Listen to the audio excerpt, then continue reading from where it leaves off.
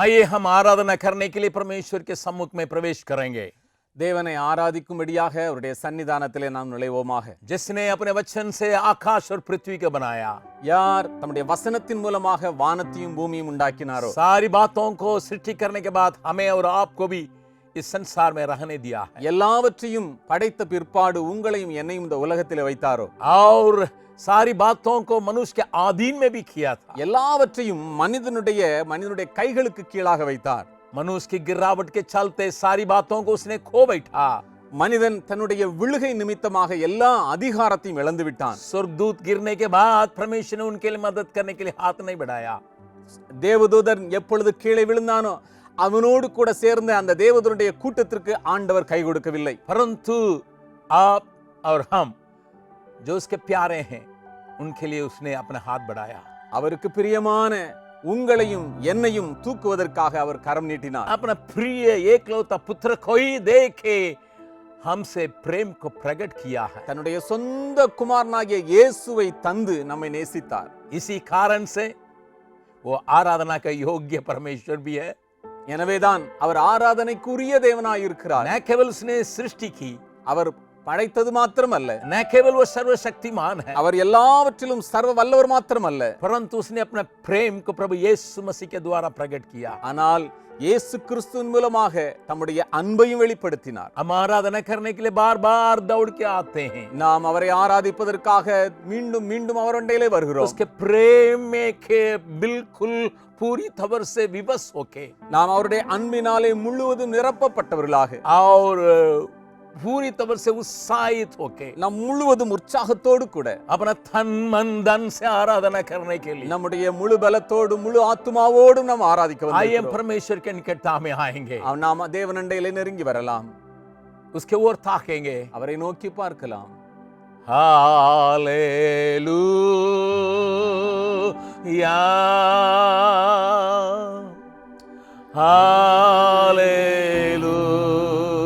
Hallelujah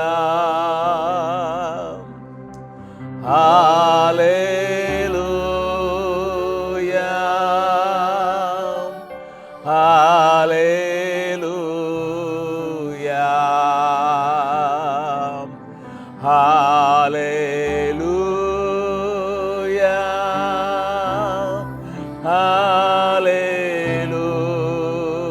hallelujah hallelujah hallelujah. अनुग्रहकारी दयालु पिता, हम तेरे सम्मुख में आराधना करने के भावना के साथ चले आए हैं।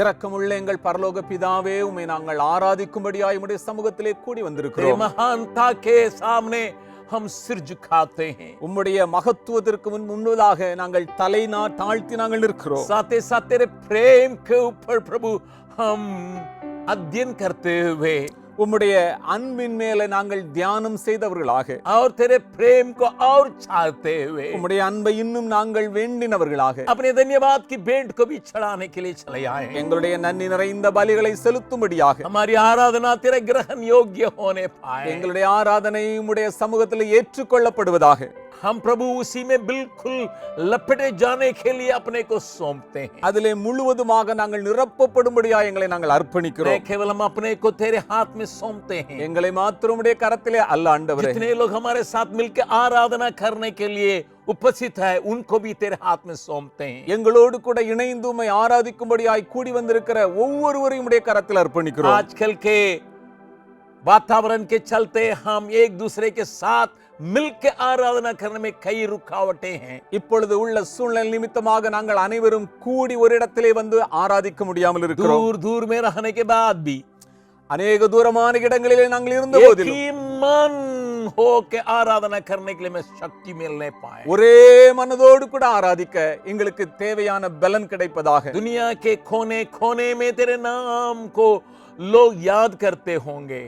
உலகத்தின் அநேக இடங்களிலே உம்முடைய நாமத்தை ஜனங்கள் இப்பொழுது நினைவு கூறலாம். पूरब से लेकर पश्चिम तक கிழக்கிலிருந்து மேற்கு வரைக்கும் देश देश में बोली बोली बोलने वालों के बीच में அநேக பாஷைகளை பேசுகிற வித்தியாசமான ஜனங்களுக்குள்ளே तेरे नाम की महिमा होती होगी, உம்முடைய நாமம் மகிமைப்பட்டு கொண்டிருக்கும். उनके साथ भी बर्ताव कर। அவர்களோடும் கர்த்தர் நீர் जो இடைபடுவீராக. आराधना करने में प्रभु असमर्थ है, யாரெல்லாம் உம்மை ஆராதிக்கிறதிலே அவர்கள் முடியாமல் இருக்கிறார்கள், चाहे बीमारी के कारण, ஒருவேளை அவருடைய வியாதியின் காரணமாக कोई இருக்கலாம், कानून के कारण, அல்லது சில சட்ட திட்டங்களின் நிமித்தமாக या இருக்கலாம், किसी दबाव के कारण, அல்லது ஏதோ ஒரு விதமான அழுத்தத்தின் या நிமித்தமாக अपने இருக்கலாம், काम के कारण, அல்லது அவருடைய வேலையின் நிமித்தமாக हे இருக்கலாம். प्रभु किसी भी हालत में क्यों न हो, அவர்கள் எப்படிப்பட்ட சூழ்நிலை இருந்தாலும் சரி, परमेश्वर उनके साथ भी बर्ताव करने के लिए हम अपने को तेरे हाथ में सौंपते हुए प्रार्थना करते हैं। அவர்களையும் ஆண்டவர் உம்முடைய அரவணைப்பினால் அணைத்துக் கொள்ளும்படியாக எங்களை தாழ்த்தி पवित्र அர்ப்பணிக்கிறோம். आत्मा के सहायता में मिलने पाए, பரிசுத்த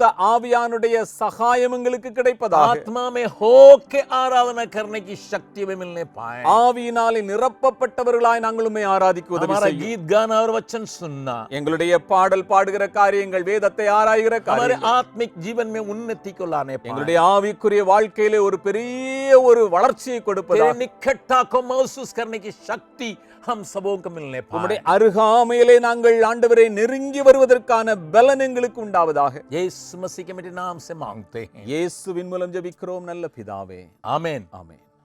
आइए हम 174 नंबर गीत को गाते हुए प्रभु के निकटता में आएंगे।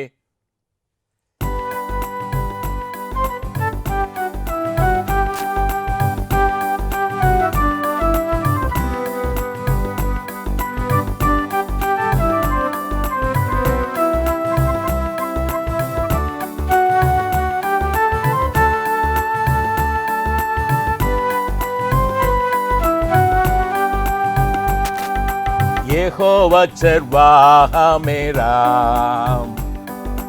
कोई गड्डी मुझे नहीं है, हरी चराइयों में मुझे स्नेह से चराता वो है। यहोवा चरवाहा मेरा, कोई गड्डी मुझे नहीं है, हरी चराइयों में मुझे स्नेह से चराता वो है। मृत्यु के अंधकार से मैं जो जाता था, प्रभु यीशु करुणा से तसल्ली मुझे दी है। मृत्यु के अंधकार से मैं जो जाता था, प्रभु यीशु करुणा से Praise God. तसल्ली मुझे दी है। यहोवा चरवाहा मेरा, कोई गड्डी मुझे नहीं है, हरी चराइयों में मुझे स्नेह से चराता वो है। शत्रुओं के सामने मेज को बिछाता है, प्रभु ने जो तैयार की मन मेरा मगन है। शत्रुओं के सामने मेज को बिछाता है, प्रभु ने जो तैयार की मन मेरा मगन है। यहोवा चरवाहा मेरा, कोई गड्डी मुझे नहीं है, हरी चराइयों में मुझे स्नेह से चराता वो है। यहोवा चरवाहा मेरा, कोई गड्डी मुझे नहीं है, हरी चराइयों में मुझे स्नेह से चराता वो है। सिर पर वो तेल तेल मला है, अभिषेक मुझे किया है, दिल मेरा भर गया है, उमड़ भी रहा है, सिर पर वो तेल मला है, अभिषेक मुझे किया है, दिल मेरा भर गया है, उमड़ भी रहा है, यहोवा चरवाहा मेरा, कोई गति मुझे नहीं है, हरी चराइयों में मुझे स्नेह से चराता वो है।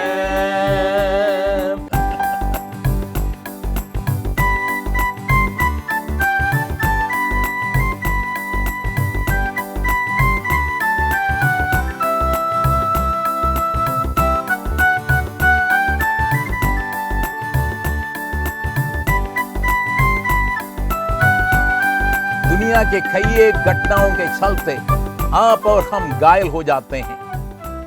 உலகத்திலே நடக்கிற अनेक காரியங்கள் நிமித்தமாக நாம் अनेक நேரங்களிலே காயப்படுத்தப்படுகிறோம்.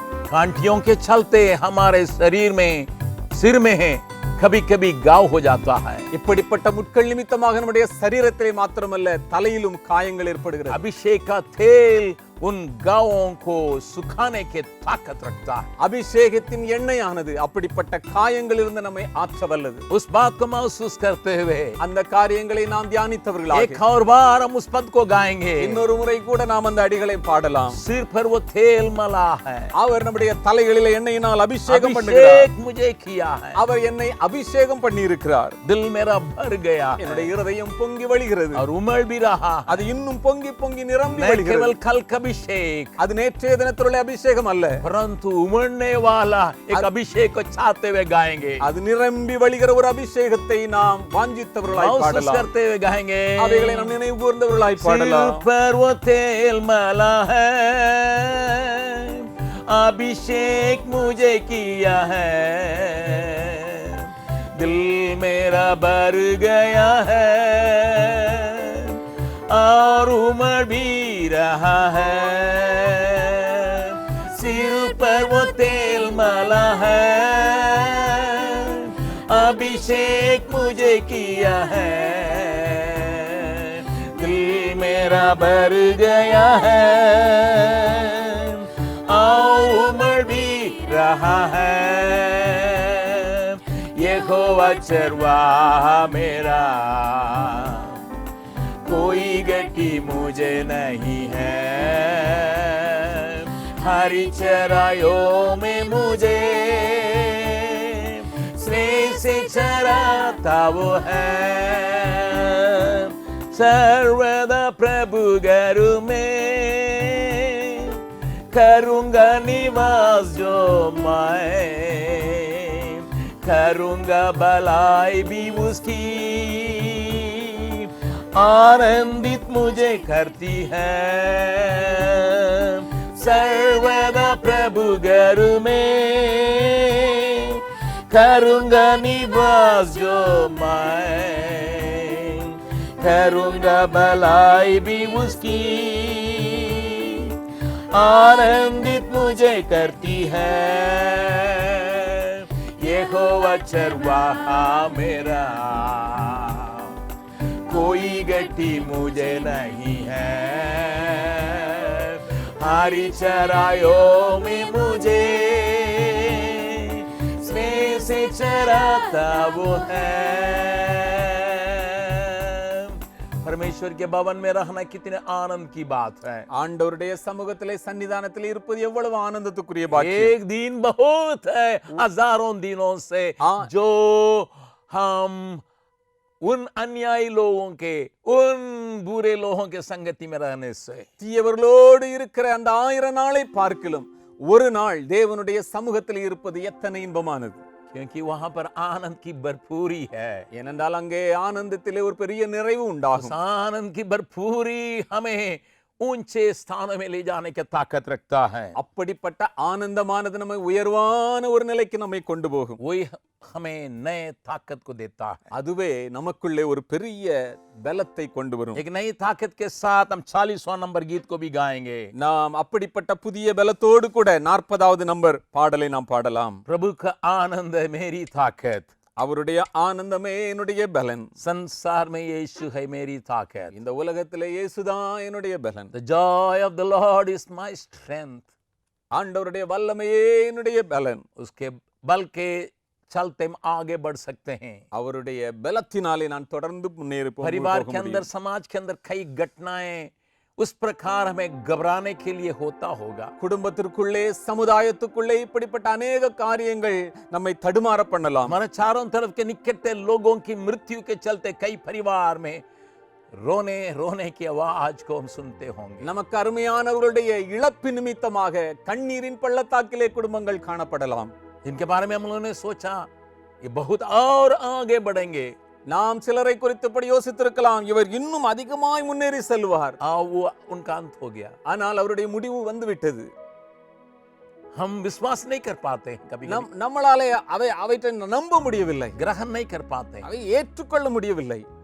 किसी किसी के बारे में हम सोचते हैं சிலரை குறித்து அப்படியே நாம் யோசிக்கிறோம், ये हमारे साथ देगा, இவர் எனக்கு ரொம்ப ஒத்தாசையா இருப்பாரு. लेकिन वो छोड़ छाड़ के चले जाता है। ஆனால் அவர் விட்டு விட்டு போய் விட்டார்.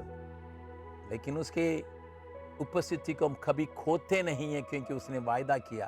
ஆனால் அவருடைய பிரசன்னத்தை நாம் ஒரு நாள் இழக்க முடியாது, ஏனென்றால் அவர் நமக்கு வாக்கு பண்ணி இருக்கிறார். हम उसको छोड़ के जा सकते हैं, நாம் அவரை விட்டு விலகலாம், लो वो हमें छोड़ के जा ही नहीं सकता, ஆனால் அவர் நம்மை விட்டு போகவே முடியாது. क्योंकि उसका वचन अटल है। ஏனென்றால் அவருடைய வசனம் அது உறுதியாய் இருக்கிறது. आइए हम 40 नंबर गीत को गाएंगे। 40வது நம்பர் பாடலை பாடலாம். प्रभु का आनंद।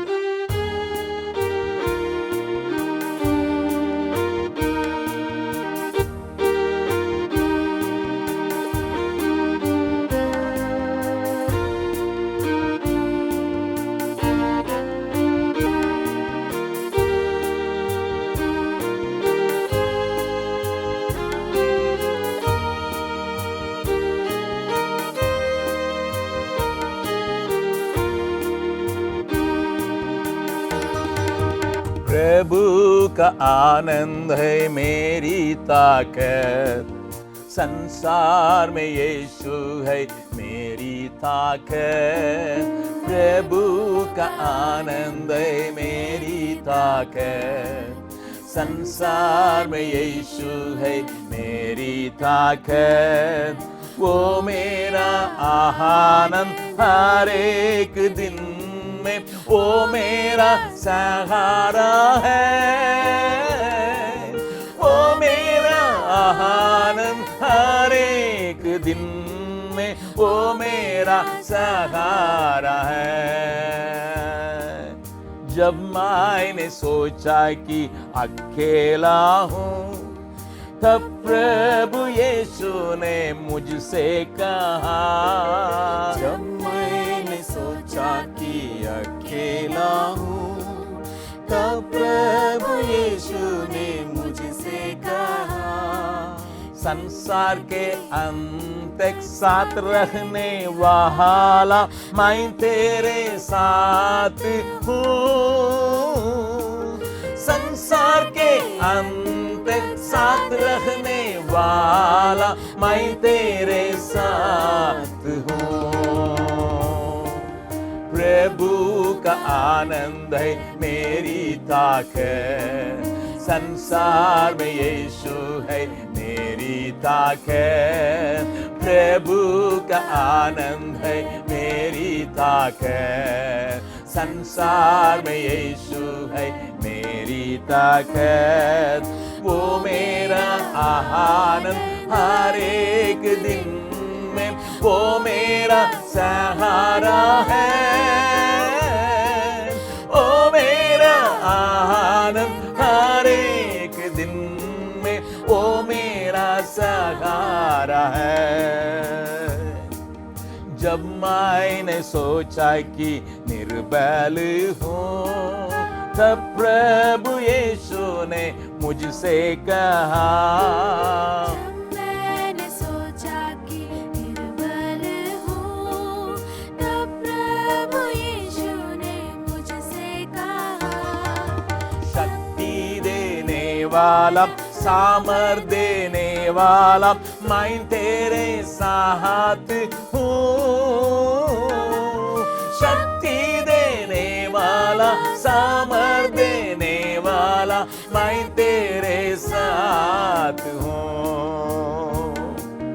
प्रभु का आनंद है मेरी ताकत, संसार में यीशु है मेरी ताकत। प्रभु का आनंद है मेरी ताकत, संसार में यीशु है मेरी ताकत। ओ मेरा आनंद हर एक दिन में, ओ मेरा सहारा है। ओ मेरा आनंद हर एक दिन में, ओ मेरा सहारा है। जब मैंने सोचा कि असंभव है, तब प्रभु यीशु ने मुझसे कहा। जब मैंने सोचा कि असंभव है, तब प्रभु यीशु ने मुझसे कहा। असंभव को संभव करने वाला यीशु, मैं तेरे साथ हूँ। असंभव को संभव करने वाला यीशु, मैं तेरे साथ हूँ। प्रभु का आनंद है मेरी ताकत, संसार में यीशु है मेरी ताकत। प्रभु का आनंद है मेरी ताकत, संसार में यीशु है मेरी ताकत। ओ मेरा आनंद हर एक दिन में, ओ मेरा सहारा है। ओ मेरा आनंद हर एक दिन में, ओ मेरा सहारा है। आपके सामने पहाड़ जैसी परेशानियां या समस्याएं या दबाव दिखता होगा। உங்களுக்கு முன்பதாக மலையை போன்ற பிரச்சனைகளும் போராட்டங்களும் அழுத்தங்களும் எழும்பி நிற்கலாம். यहाँ जरूरत आपके सामने, कई समय इसका हल करूं करके आपको घबराहट में धकेलता होगा। ஒருவேளை தேவைகள் இவைகளை எப்படி தீர்த்து வைக்க போகிறேன் என்கிற அளவிற்கு ஒருவேளை எழுந்து நிற்கலாம். मेरा बल काफी नहीं, என்னிடத்தில் இருக்கிற பலன் போதுமானதல்ல. मेरे पास जो कुछ है वो बिल्कुल काफी नहीं, என்னிடத்தில் இருக்கிறவைகள் போதுமானவைகள் அல்ல. इसलिए असंभव है। இது நடக்க கூடாத ஒரு காரியம். लेकिन धीमी आवाज से आपसे बातचीत करने के लिए आपका प्रभु आपके निकट आके कहता है। உங்களுக்கு அருகாமையிலே உங்களுடைய ஆண்டவர் மெல்லிய சத்தத்தோடு கூட பேச விரும்புகிறார். संभव है, அது முடியும், நடக்க முடியும். संभव है, அது நடக்க முடியும். मैं पूरा करके दिखाऊंगा। நான் அவைகளை முழுவதும் நிறைவேற்றி காட்டுவேன். उसके ऊपर संपूर्ण विश्वास को लाए அவர் மேலாக நம்முடைய முழு விசுவாசத்தையும் கொண்டு வருவோம். और अपने दिल से कहें। நம்முடைய இருதயத்தின் ஆழத்திலிருந்து சொல்லலாம், असंभव को संभव में बदलने वाला परमेश्वर मेरे संग है। முடியாதவைகளை முடித்து செய்து நிறைவேற்றுகிற ஆண்டவர். और एक और बार दिल से कहें, परमेश्वर मेरे साथ है, मनुष्य मेरे लिए क्या कर सकता है। நாம் இருதயத்தின் ஆழத்திலிருந்து சொல்லலாம், தேவன் ஆண்டவர் என்னோடு கூட இருக்கிறார், மனிதன் எனக்கு என்ன செய்வான். अगर हम विश्वास के साथ इसको ऐलान करके बताएंगे, ஒருவேளை நாம் அதை விசுவாசித்து அதை அறிக்கையிட விரும்புவோமே ஆனால், शत्रु शैतान हार जाएगा, சத்ருவாகிய பிசாசானவன் தோற்கடிக்கப்படுவான், संदेह मिट जाएगा। சந்தேகங்கள் அங்கே முற்றிலுமாய் முடிந்துவிடும். क्योंकि निर्बल लोगों का सहारा वही है। ஏனென்றால் பலவீனமானவர்களுடைய ஆண்டவர் அடைக்கலமாயிருக்கிற தேவன் அவர். हम जब बलहीनता में पाए जाते हैं, எப்பொழுது நாம் பலவீனத்திலே நாம் காணப்படுகிறோமோ, वो सहारा के रूप में साथ खड़ा है। அவர் நமக்கு சகாயம் பண்ணுகிறவராக நம்மோடு கூட இருக்கிறார். आइए एक और गीत को भी गाएंगे, 222 नंबर. இன்னொரு பாடலை 222வது பாடலை பாடலாம்.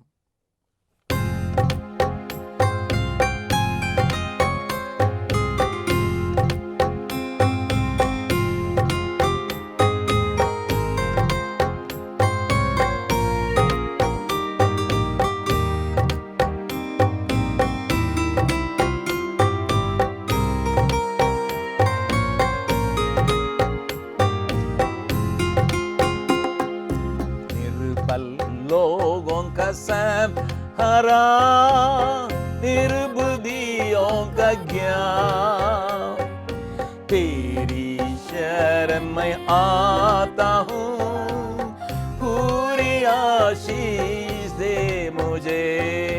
निर्बल लोगों का सहारा, निर्बुद्धियों का ज्ञान, तेरी शरण में आता हूँ, पूरी आशीष दे मुझे. पाप से बचा, रोग से बचा, श्राप से बचा, मैं तेरा ही रहूं. पाप से बचा, रोग से बचा, श्राप से बचा, मैं तेरा ही रहूं. रात दिन मैं तेरे बलवंत, हाथ नीचे दबा रहा. रात दिन मैं तेरे बलवंत, हाथ नीचे दबा रहा. कहते कहते मेरी हड्डियां पिघलती गई दिन ब दिन. कहते कहते मेरी हड्डियां पिघलती गई दिन ब दिन. निर्बल लोगों का सहारा, निर्बुद्धियों का ज्ञान, तेरी शरण में आता हूँ, पूरी आशीष दे मुझे. पाप से बचा, रोग से बचा, श्राप से बचा, मैं तेरा ही रहूं. पाप से बचा, रोग से बचा, श्राप से बचा, मैं तेरा ही रहूं. मान लिया अपने पापों को, जान लिया सच्चे द्रता को. मान लिया अपने पापों को, जान लिया सच्चे द्रता को. क्षमा किया यीशु तूने अपनी समानता में ले आने को. क्षमा किया यीशु तूने अपनी समानता में ले आने को. निर्बल लोगों का सहारा, निर्बुद्धियों का ज्ञान, तेरी शरण में आता हूँ, पूरी आशीष दे मुझे. पाप से बचा, रोग से बचा, श्राप से बचा, मैं तेरा ही रहूं. पाप से बचा, रोग से बचा, श्राप से बचा, मैं तेरा ही रहूं. अब से मैं अपना नहीं हूँ, सबको ये बताऊंगा. अब से मैं अपना नहीं हूँ, सबको यही बताऊंगा. तेरे आने समय तक हरदम तेरी स्तुति करूंगा. तेरे आने समय तक हरदम तेरी स्तुति करूंगा. निर्बल लोगों का सहारा, निर्बुद्धियों का ज्ञान,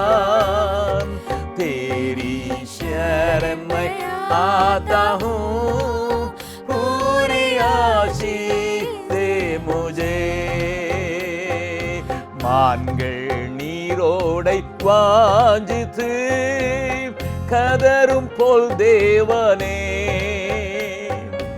எந்தன் ஆத்துமாவும் உம்மையே வாஞ்சித்து கதருதே. தஞ்சமே நீர், அடைக்கலம் நீர், கோட்டையும் நீர், என்றும் காப்பீர். தஞ்சமே நீர், அடைக்கலம் நீர், கோட்டையும் நீர், என்றும் காப்பீர். தேவன் மேல் ஆத்துமாவே தாகமாயிருக்கிறதே, தேவன் மேல் ஆத்துமாவே தாகமாயிருக்கிறதே. தேவனின் சந்நிதியில் நின்றிட ஆத்துமா வாஞ்சிக்குதே. தேவனின் சந்நிதியில் நின்றிட ஆத்துமா வாஞ்சிக்குதே. மான்கள் நீரோடை வாஞ்சித்து கதரும் போல் தேவனே, எந்தன் ஆத்துமாவும் உம்மையே வாஞ்சித்து கதருதே. தஞ்சமே நீர், அடைக்கலம் நீர், கோட்டையும் நீர், என்றும் காப்பீர். தஞ்சமே நீர், அடைக்கலம் நீர், கோட்டையும் நீர், என்றும் காப்பீர். ஆத்துமா கலங்குவதே,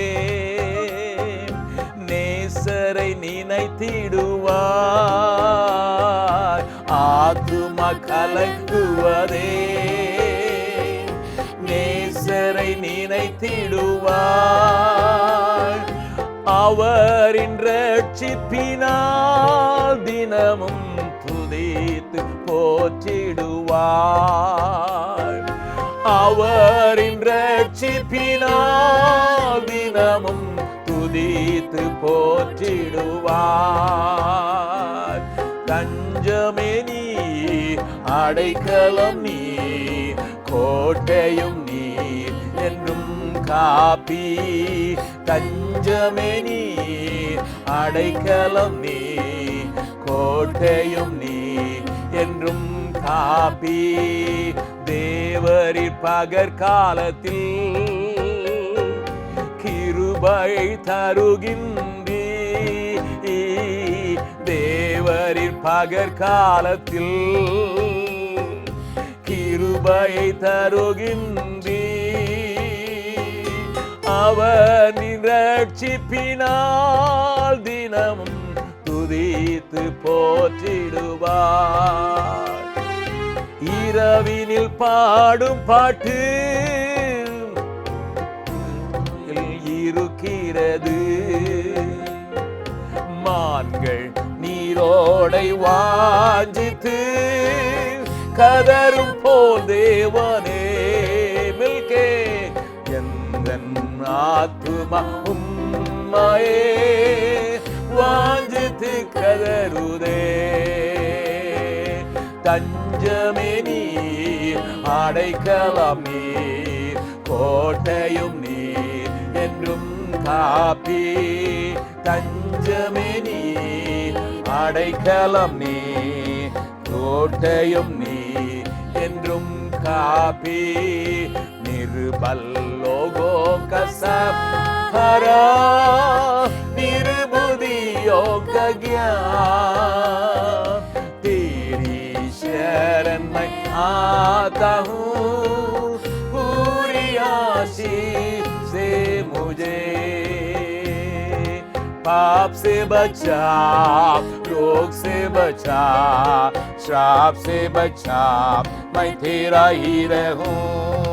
पाप से बचा, रोग से बचा, श्राप से बचा, मैं तेरा ही रहूं। Give thanks with a grateful heart.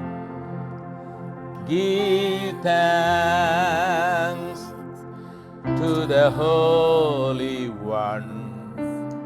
Give thanks because He's given Jesus Christ, His Son. Give thanks with a grateful heart. Give thanks to the Holy One.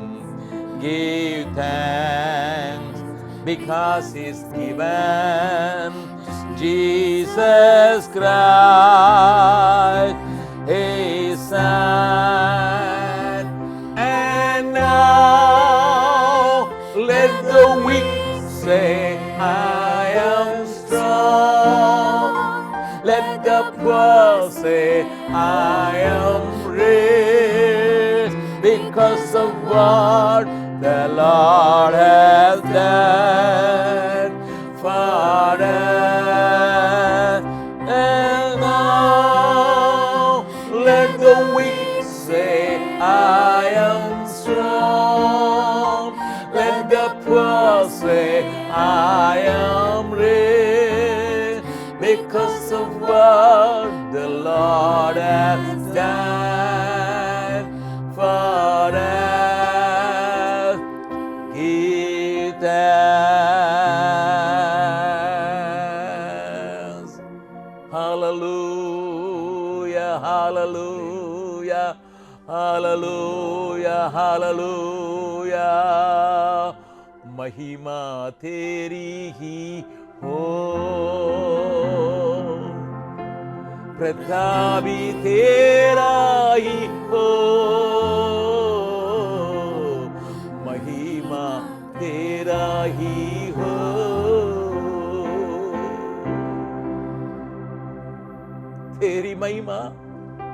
तेरी महिमा हो, सारे पृथ्वी में तेरी महिमा हो.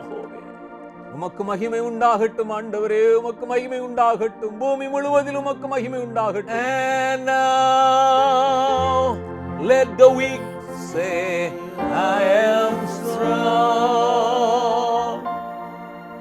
Let the poor say, I am rich, because of what the Lord hath done for us. Give thanks.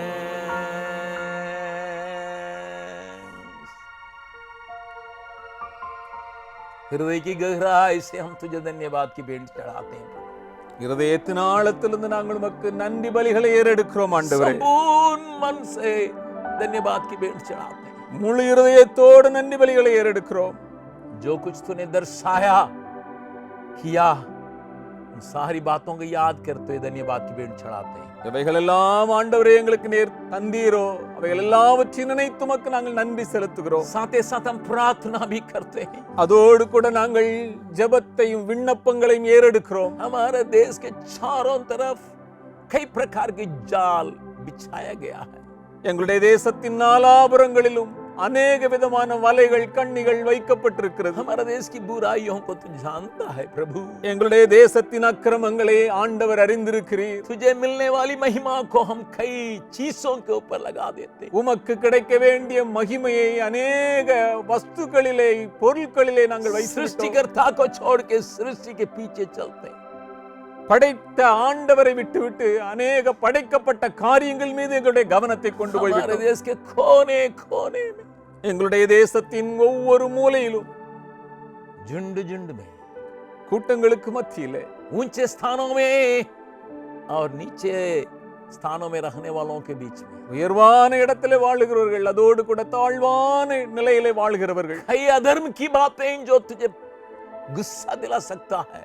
अनेक விதமான அக்கிரமமான காரியங்கள் உமக்கு கோபத்தை உண்டு பண்ணி இருக்கலாம். उन बातों को देख के थोड़ा सा क्षमा कीजिए प्रभु. ஆண்டவரே, அவைகளை நீர் பார்த்து கண்ணோக்கி பார்த்து நீர் மன்னித்தருளுவீராக. देश भर में पापों से निरुत्तर होके लोग तेरे पास आने पाए. தேசம் முழுவதிலும் இருக்கிற ஜனங்கள் பாவத்தினாலே அவர்கள் உணர்த்தப்பட்டவர்களாகும் மண்டையிலே வருவார்களாக. तेरे धीरज को वे गलत नहीं समझने पाए, உம்முடைய பொறுமையை அவர்கள் தவறாய் எடுத்துக்கொள்ளாதபடி காத்துக்கொள்ளும். तेरे प्रेम को वे गलत समझने न पाए, உம்முடைய அந்த ஆழமான அன்பை அவர்கள் தவறாய் எடுத்துக்கொள்ள வேண்டாம்.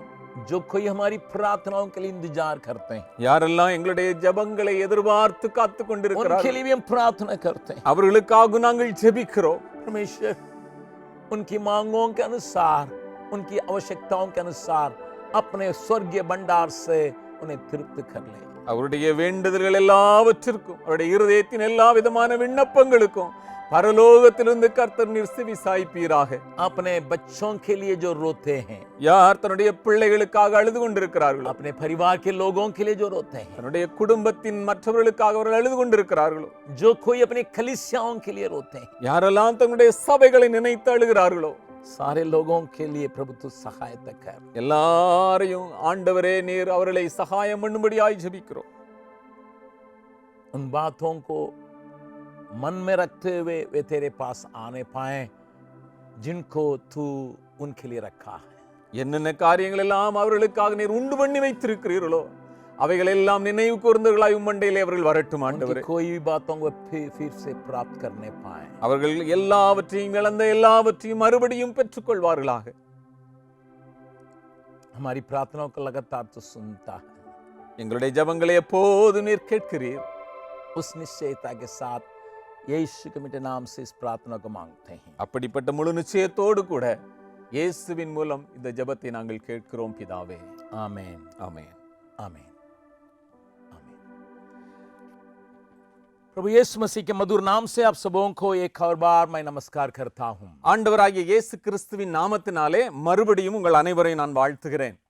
प्रभु का आराधना करते रहने का मन है, ஆண்டவரை ஆராதித்துக் கொண்டே இருக்க வேண்டிய ஒரு மனநிலை நமக்கு உண்டாகிறது. इस प्रकार की बातों में केवल नहीं परंतु सब हमेशा आराधना करने की भावना प्रभु आपको और हमको हम देने पाए। இப்படிப்பட்ட சூழலிலே மாத்திரமல்ல எப்போதும் அவரை ஆராதிக்கக்கூடிய மனநிலை ஆண்டவர் நமக்கு தருவாராக. परमेश्वर की क्रिया हमारे बीच में दिखाई पड़ते रहने पाए। ஆண்டவருடைய கிரியை நம்ம மத்தியிலே எப்போதும் அவைகள் வெளிப்பட்டு கொண்டே இருக்கட்டும். आज के दिन हम बलहीनता में बल कैसा प्राप्त करेंगे उसके बारे में विचार को आपके सामने रखने के लिए मैं चाहता हूं। இன்றைய நாளிலும் பலவீனத்தின் மத்தியிலே எப்படி பலத்தை பெற்றுக்கொள்வது என்கிற காரியத்தை உங்கள் மத்தியிலே கொண்டு வர விரும்புகிறேன். कई लोगों के उसके पीछे छिपी हुई बातें को नहीं जानने की वजह से वे घबराए हुए हैं। இப்படிப்பட்ட ரகசியங்களை அறிந்து கொள்ளதினாலே அநேகர் போராட்டங்களின் மத்தியிலே சிக்கி தவிக்கிறார்கள். परमेश्वर हमें सहायता करने पाए ஆண்டவர் நமக்கு உதவி செய்வாராக. ताकि उसका बल हमारे जीवन में कार्य करें। ஏனென்றால் அவருடைய வல்லமை நம்முடைய வாழ்க்கையிலே செயலாற்றட்டும். हमने गीतों के द्वारा इस बात को प्रकट किया, நாம் பாடல்களின் மூலமாக இவைகளை நாம் வெளிப்படுத்தினோம். अभी वचन को लेके हम उसको समझने के लिए कोशिश करेंगे। இப்பொழுது வசனத்தின் அடிப்படையில் அவைகளை புரிந்து கொள்ள நாம் முயற்சி செய்யலாம்.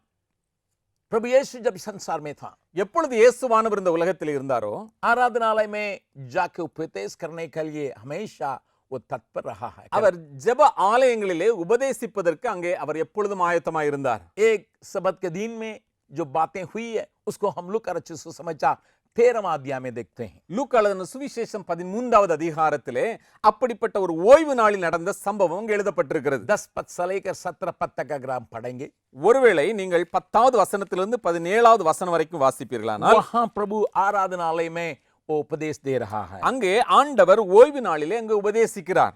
वहां पर एक स्त्री है, அங்கே ஒரு ஸ்திரீ உண்டு. बाइबल बतलाती है 18 साल से वो परेशान है। வேதம் சொல்லுகிறது 18 ஆண்டுகளாக அவள் அங்கே வியாதியிலே இருந்தாள். लोग देखने में लगता है वो शारीरिक तौर से परेशान थी। ஜனங்கள் அவள் சரீர பிரகாரமான வியாதி உள்ளவளாக அங்கே பார்த்தார்கள். 18 साल में उसके लिए मदद करने के लिए कोई आया नहीं, 18 ஆண்டுகளாக அவளுக்கு உதவி செய்வதற்கு யாரும் முன் வரவில்லை. क्योंकि उसकी समस्या को लोग पहचाने नहीं। ஏனென்றால் அவளுடைய பிரச்சனையை சரியான விதத்திலே ஜனங்கள் அறியவில்லை. उसके बारे में प्रभु यीशु ने खुद गवाही दिया, அவளை குறித்து இயேசுவானவர் அங்கே சொன்னார், ये इब्राहिम की बेटी है करके कहा। ஆபிரகாமின் குமாரத்தி என்று சொல்லுகிறாள். यीशु जब किसी को इब्राहिम के बेटी कहता है, இயேசு யாரையாகிலும் ஆபிரகாமினுடைய குமாரத்தி என்று சொல்வாரேயானால் जो सचमुच में अपने को प्रभु के हाथ में सौंपे हुए लोगों को ही वो याद दिलाता है। யார் தன்னை முழுவதுமாக அவருடைய கரத்தில் ஒப்பு கொடுத்திருக்கிறார்களோ அவர்களை பார்த்ததான் ஆண்டவர் சொல்லியிருப்பார். आपको याद होगा உங்களுக்கு ஞாபகம் இருக்கும், जब जक्कई ने अपनी गलतियों को माना और उसको छोड़ने के लिए तैयार हुआ, சகேயு எப்பொழுது தன்னுடைய தவறை உணர்ந்து அவைகளை விட்டு விடுவதற்கு ஆயத்தமானாரோ तुरंत यीशु ने कहा ये भी इब्राहिम का संतान है। உடனே இயேசு சொன்னார் இவனும் ஆபிரகாமினுடைய சந்ததி என்று. इसलिए यहाँ 16वां पद में इसके बारे में, इस बहन के बारे में भी बाइबल बतलाती है वो इब्राहिम की संतान है। எனவேதான் இங்கே 16வது வசனத்திலே பார்க்கிறோம் ஆபிரகாமின் குமாரத்தி. उस शैतान ने उसको बांध कर रखा करके प्रभु ने उसको पहचाना। இயேசுவானவர் சாத்தான் அவளை கட்டி வைத்திருந்ததை அங்கே சரியான விதத்தில் அறிந்து கொள்கிறார். मैं 11 पद को पढ़ रहा हूँ। 11வது வசனத்தை வாசிக்கிறேன். आराधनालय में एक स्त्री थी जिसे 18 वर्ष से एक दुर्बल करने वाली दुष्ट आत्मा लगी थी। अब वो खुबली हो गई थी और किसी रीति से सीधी नहीं हो सकती थी। அப்பொழுது 18 வருஷமாய் பலவீனப்படுத்தும் ஆவியை கொண்ட ஒரு ஸ்திரீ அங்கே இருந்தாள். அவள் எவ்வளவும் நிமிரக்கூடாத கூனியா இருந்தாள்.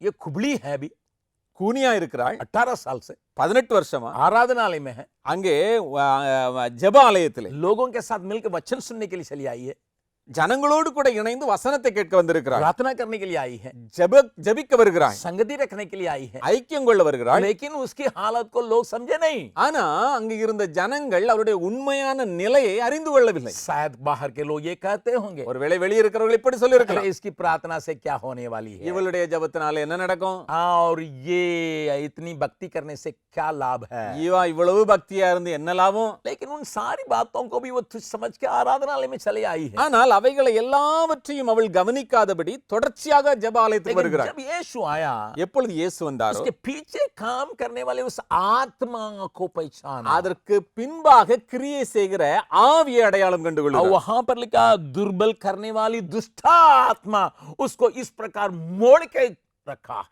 அங்கே அப்படி பலவீனப்படுத்துகிற அந்த ஆவி அந்த ஸ்திரியை இப்படியாக முடக்கி போட்டிருக்கிறது. अन्य लोगों के समान वो आराधना नहीं कर पाती, மற்றவர்களைப் போல இவள் ஆராதிக்க முடியவில்லை, अन्य लोगों के समान चल नहीं पाती, மற்றவர்களைப் போல இவளாலே நடக்க முடியவில்லை, अन्य लोगों के समान काम कर नहीं पाती, மற்றவர்களைப் போல இவளாலே வேலை செய்ய முடியவில்லை. उसको दिल में वेदना जरूर रहता होगा, அவளுடைய இருதயத்தில் நிச்சயமாக ஒரு பெரிய வேதனை लेकिन இருந்திருக்கும். उस वेदनाएं उसको परमेश्वर के सम्मुख में जाने से रोक नहीं सक रहा। ஆனால் அவளுடைய வேதனை தேவனுடைய சமூகத்திலே போவதிலிருந்து அவளை பிரிக்க முடியவில்லை. बाकी लोगों को मिला, हमें क्यों नहीं मिला है करके वो सोची भी नहीं है, மற்றவர்களுக்கெல்லாம் கிடைக்குது எனக்கு ஏன் கிடைக்கல அப்படின்னு அவன் நினைக்கல. या प्रभु यीशु मसीह से चिल्ला के दुआ भी नहीं करती है। இயேசு கிறிஸ்துவை பார்த்து சத்தமிட்டு கதறி அப்படி கூச்சல் போட்டு लेकिन ஜெபிக்கவில்லை. यीशु ने जब इसको देखा, இயேசுவானவர் எப்பொழுது பார்க்கிறாரோ तुरंत प्रभु कहता है அப்பொழுது ஆண்டவர் சொல்லுகிறார் 12वां पद में, 12வது வசனம், यीशु ने उसे देखकर बुलाया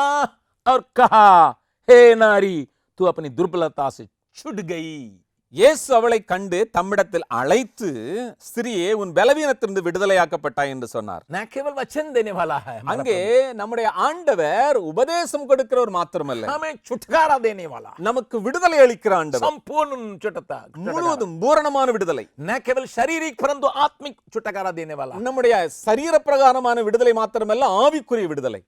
आजकल कई लोग अपने आत्मा में, शरीर में, मानसिक तौर से बहुत कमजोर समझते हैं। இன்றைய நாட்களிலே அநேகர் சரீர பிரகாரமாக அல்லது உள்ளான மனிதனுக்குள்ள காரியத்துல ஆவிக்குரிய காரியத்துல பலவீனத்திலே இருக்கிறார்கள்.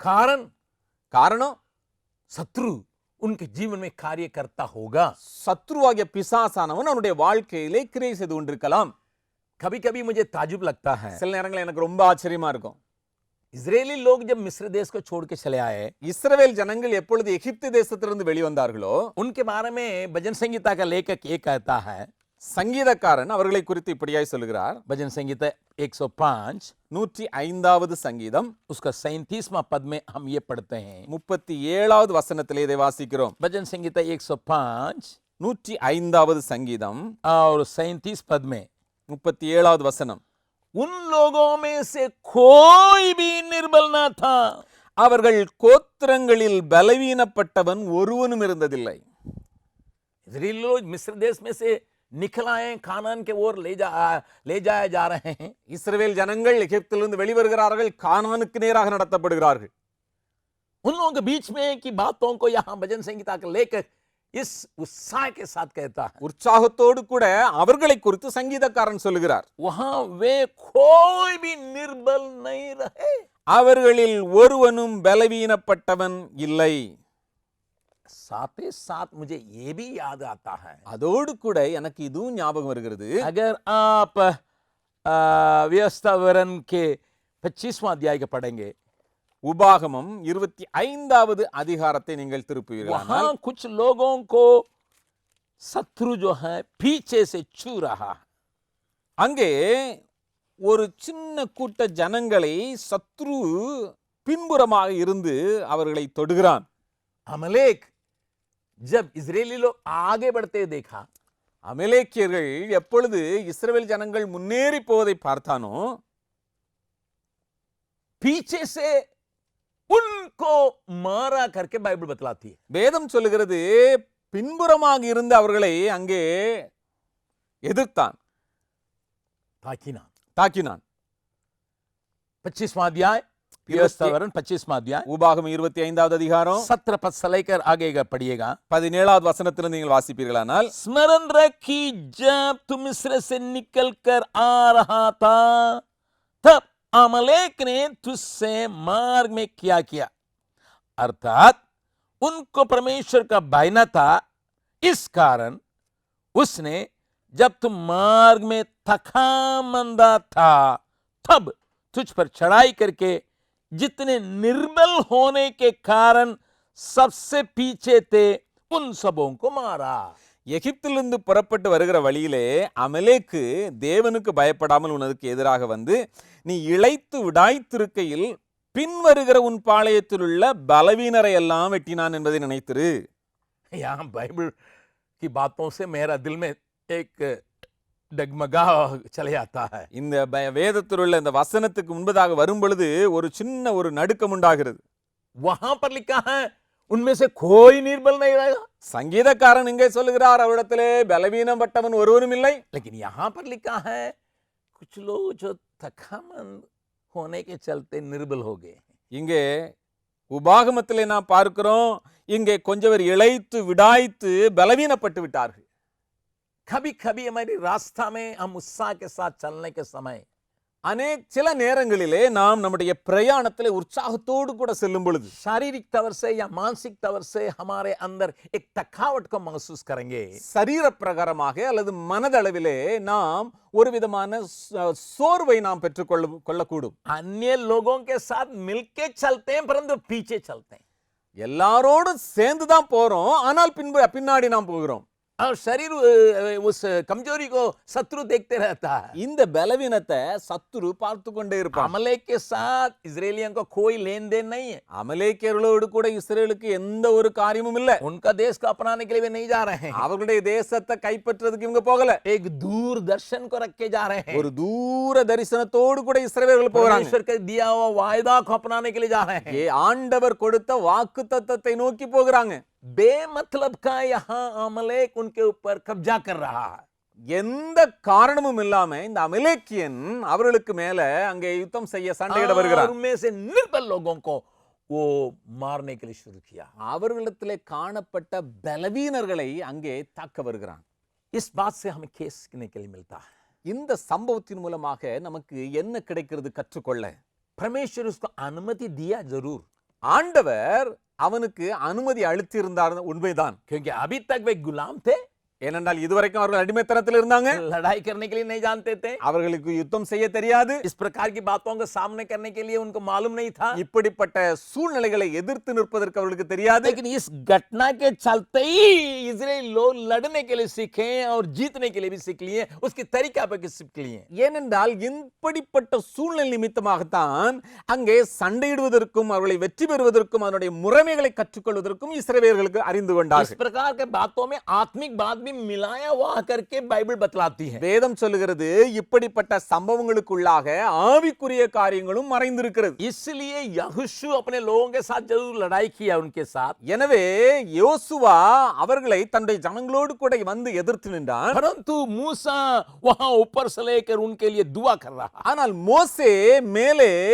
இவர்களுக்காக வேண்டிக் கொண்டிருந்தார். वहां आत्मिक बातें इसमें जोड़ा गया करके परमेश्वर हमें दिखाया आगे चल के। ஆண்டவர் பின்புறமாக இவைகளிலே ஆவிக்குரிய காரியங்கள் மறைந்திருப்பதை இந்த சம்பவத்தின் மூலமாக कभी சொல்கிறார். कभी हम शारीरिक तौर से या मानसिक तौर से शत्रु से अगर मार खाते हैं, அநேக நேரங்களிலே என்னுடைய சரீர பிரகாரமாக மனதளவிலே சத்ருவினால் தாக்கப்படுகிறோம். हमें इस बात को याद करने की आवश्यकता है। நமக்கு இந்த காரியத்தை ஞாபகத்திலே வைக்க வேண்டிய அவசியம் क्या உண்டு. ये आत्मिक लड़ाई है या खाली शरीर की लड़ाई? இது ஆவிக்குரிய யுத்தமா அல்லது சரீர பிரகாரமான யுத்தமா? कभी कभी शरीर ठीक है, சில நேரங்கள் நம்முடைய சரீரம் நல்லா இருக்குது. डॉक्टर के पास जाइएगा, सब कुछ जांच कीजिएगा, सब कुछ ठीक है, டாக்டர்கிட்ட போனோம்னா டாக்டர் எல்லாத்தையும் பரிசோதிச்சு சொல்லுவாங்க, எல்லாம் ஓகே, ஒண்ணும் இல்ல. प्रेशर ठीक है, உங்களுடைய பிரஷர் சரியா இருக்கு, और तुम्हारा शुगर लेवल ठीक है, உங்களுடைய சுகர் லெவல் நல்லா இருக்கு, और तुम्हारे सब कुछ ठीक है, உங்களிடத்துல இருக்க எல்லாமே எல்லாம் ஓகே, खून का जांच किया, सब ठीक है, பிளட் செக் பண்ணியாச்சு, எல்லாம் ஓகே.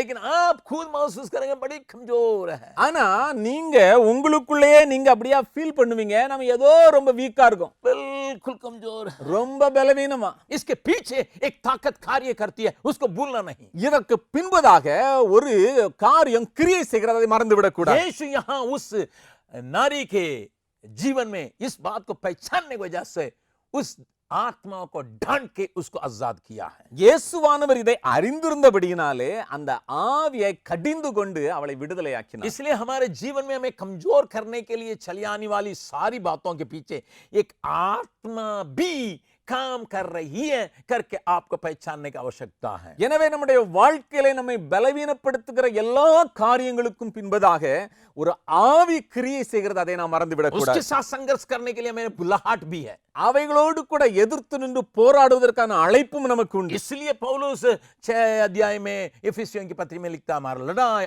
आत्मिक संघर्ष है। எனவே தான் எபேசியர் 6வது அதிகாரே அப்போஸ்தலனாகிய பவுல் இப்படியாய் சொல்கிறார், நாம் நம்முடைய யுத்தமான ஆவிக்குரிய விதத்தில். इसलिए पवित्र आत्मा में दिया गया ताकि हम उससे विजय प्राप्त करें। எனவே பரிசுத்த ஆவியானவர் நமக்கு அருளப்பட்டிருக்கிறார் நாம் வெற்றி பெறுவதற்காக. प्रभु के नाम की स्तुति प्रशंसा हो। கர்த்தருடைய நாமத்துக்கு மகிமை உண்டாவதாக. मैं इस पर ज्यादा ध्यान नहीं दे रहा हूं, நான் இவைகளின் மேல ரொம்ப காரியத்தை நான் சொல்ல விரும்பவில்லை. परंतु उस बात को आपको याद दिलाने के लिए भी चाहता हूं। நான் अவைகளை நான் ஞாபகப்படுத்த விரும்புகிறேன். प्रभु के नाम की स्तुति प्रशंसा हो। கர்த்தருடைய நாமத்துக்கு மகிமை உண்டாவதாக. इस प्रकार के संघर्ष में सब विश्वासी, सब परमेश्वर के लोग होके जाते हैं। இப்படிப்பட்ட போராட்டங்களின் மத்தியிலே எல்லா விதமான விசுவாசிகளும் நாம் கடந்து போகிறோம்.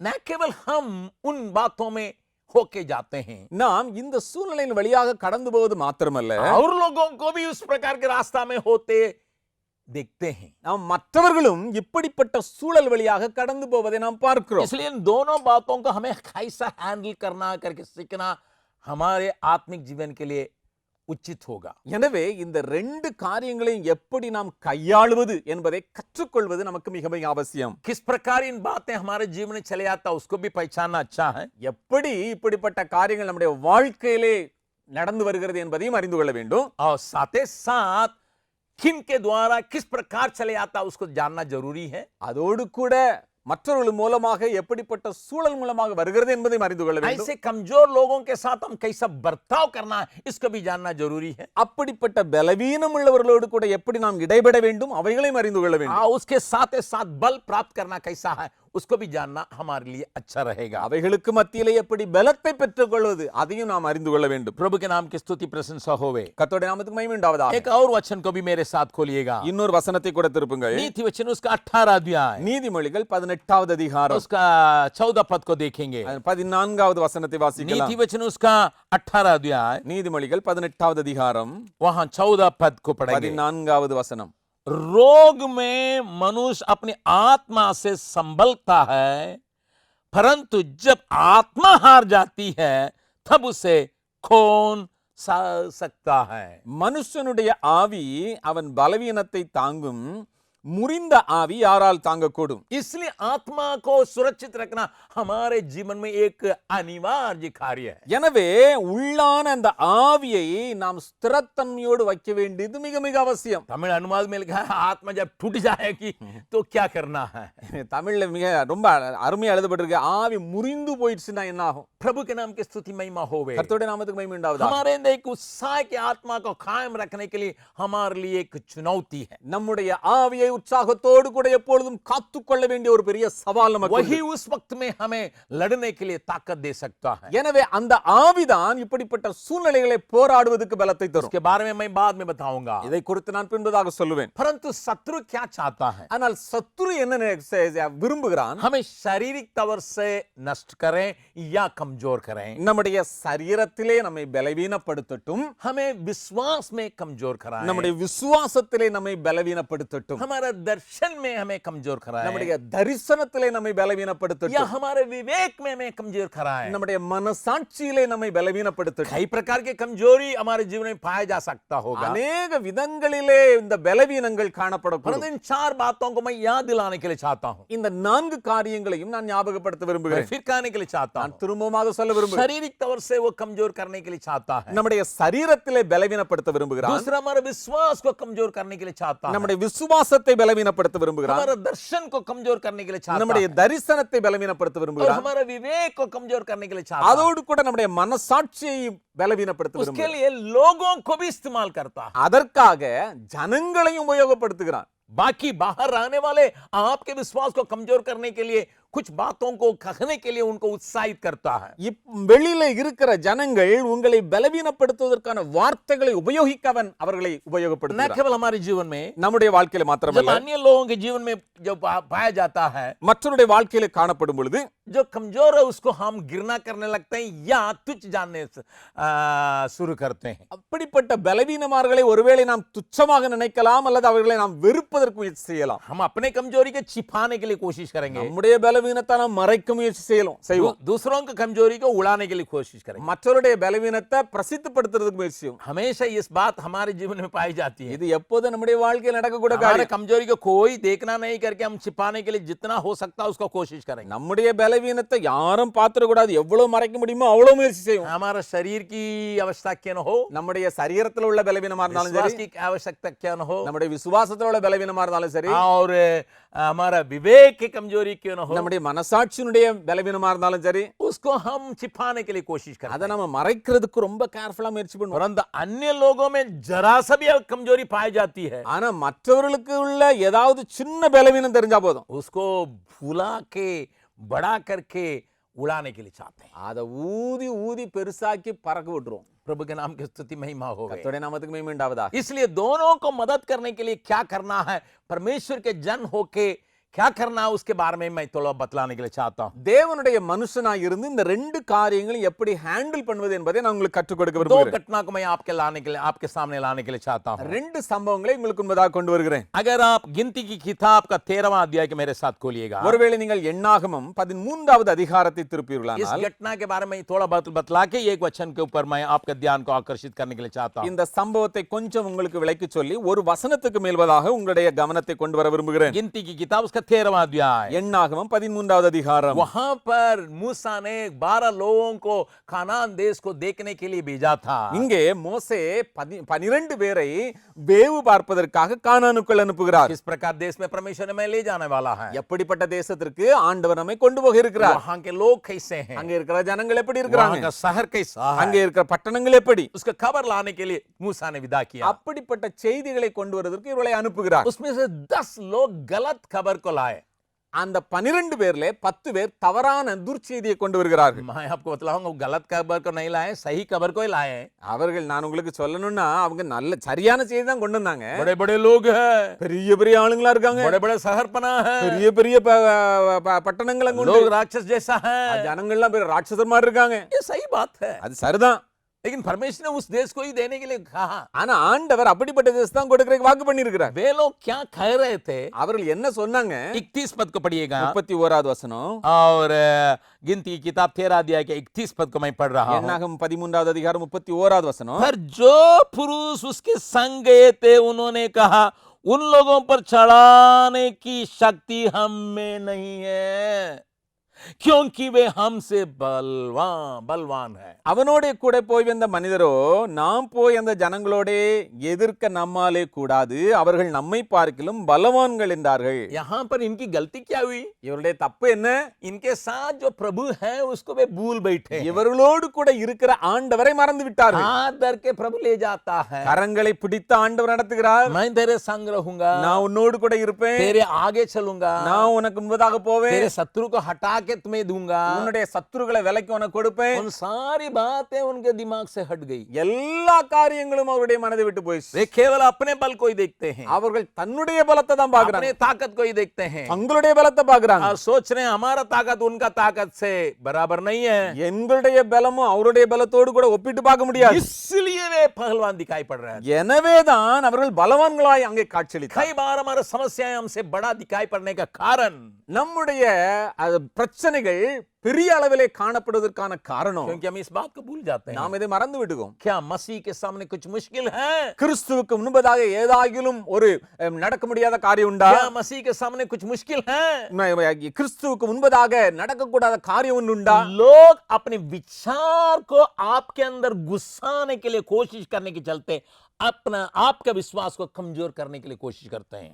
ஜனங்கள் அவருடைய காரியங்களை உங்களுக்குள்ளே நுழைப்பதற்கு முயற்சி செய்வதன் மூலமாக உங்களுடைய விசுவாசத்தை பலவீனப்படுத்துகிறார். अपने विचार को, தங்களுடைய எண்ணங்களை, ओ जो कुछ भी सोचते हैं, அவர்கள் என்னெல்லாம் जो யோசிக்கிறாங்க, कुछ देखते हैं, அவர்கள் என்னெல்லாம் उसी பார்க்கறாங்க, का आपके अंदर घुसाने के लिए कोशिश करते हैं. அதையெல்லாம் உங்களுக்குள்ளே அவர்கள் போடுவதற்காக முயற்சி और उस செய்கிறார்கள். समय आप भी सोच लेते हैं, அப்பொழுது நீங்களும் யோசிக்க ஆரம்பிச்சிருங்க. सही तो कहते हैं, சரியா தான் சொல்றாரு, सही तो कहते हैं, அது சரியா தானே படுது, सही तो कहते हैं. சரியா தானே சொல்றாரு. इसी बात के चलते आपका विश्वास कमजोर हो जाता, दर्शन कमजोर हो जाता, आपका दौड़ धीमा हो जाता. இதன் நிமித்தமாக உங்களுடைய விசுவாசம், உங்களுடைய தரிசனம், உங்களுடைய ஓட்டம் எல்லாம் பலவீனமாகி விடுகிறது. इसलिए आप जो बातें को सुनते हैं उसमें इसको जांच करना जरूरी है. எனவே தான் எவைகளை கேட்கிறோமோ அவைகளை நாம் கொஞ்சம் பகுத்து ஆராய வேண்டியது किस அவசியம். प्रकार के वचन को आप सुनते हैं, எப்படிப்பட்ட வசனத்தை கேட்கிறோம், किस प्रकार के लोगों की बातों को सुनते हैं, எப்படிப்பட்ட ஜனங்களுடைய வார்த்தைகளை கேட்கிறோம், क्या इन बातें मेरे जीवन को कमजोर करता है या मुझे और तगड़ा बनाता है. இந்த வார்த்தைகள் என்னுடைய வாழ்க்கையில விசுவாசத்தை பலவீனப்படுத்துகிறதா அல்லது என்னை பலன் கொள்ள செய்கிறதா? प्रभु के नाम की स्तुति प्रशंसा. கர்த்தருடைய நாமத்துக்கு மகிமை உண்டாவதாக. न केवल हम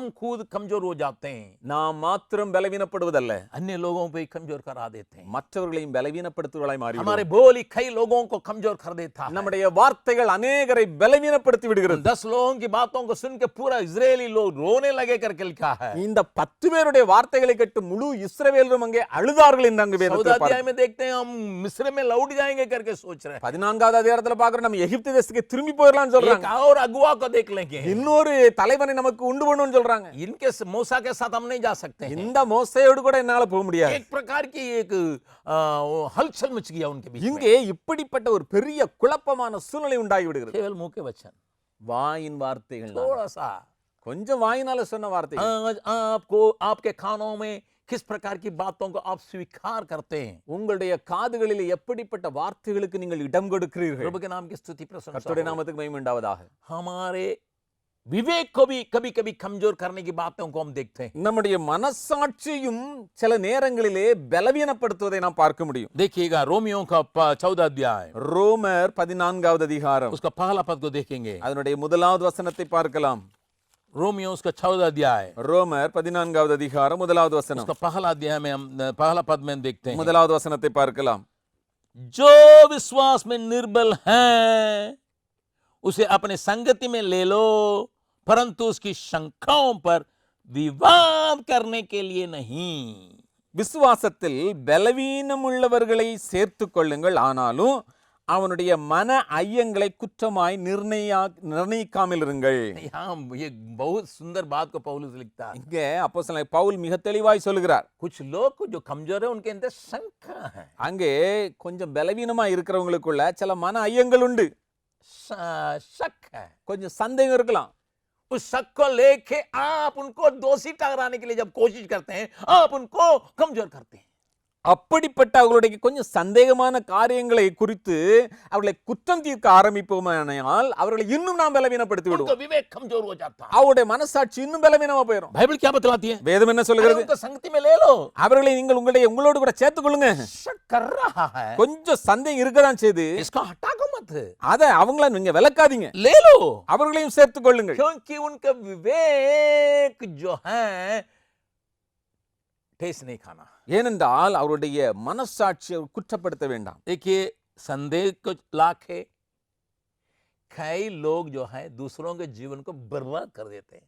இப்படிப்பட்ட சந்தேகங்களை நிமித்தமாக அநேகர் மற்றவருடைய வாழ்க்கையை கெடுத்து விடுகிறார்கள். ये शत्रु का एक हथियार है, இது சத்துருடைய ஒரு பெரிய ஆயுதம். बहुत पुराना हथियार है. இது ஒரு பெரிய பழைய ஆயுதம்.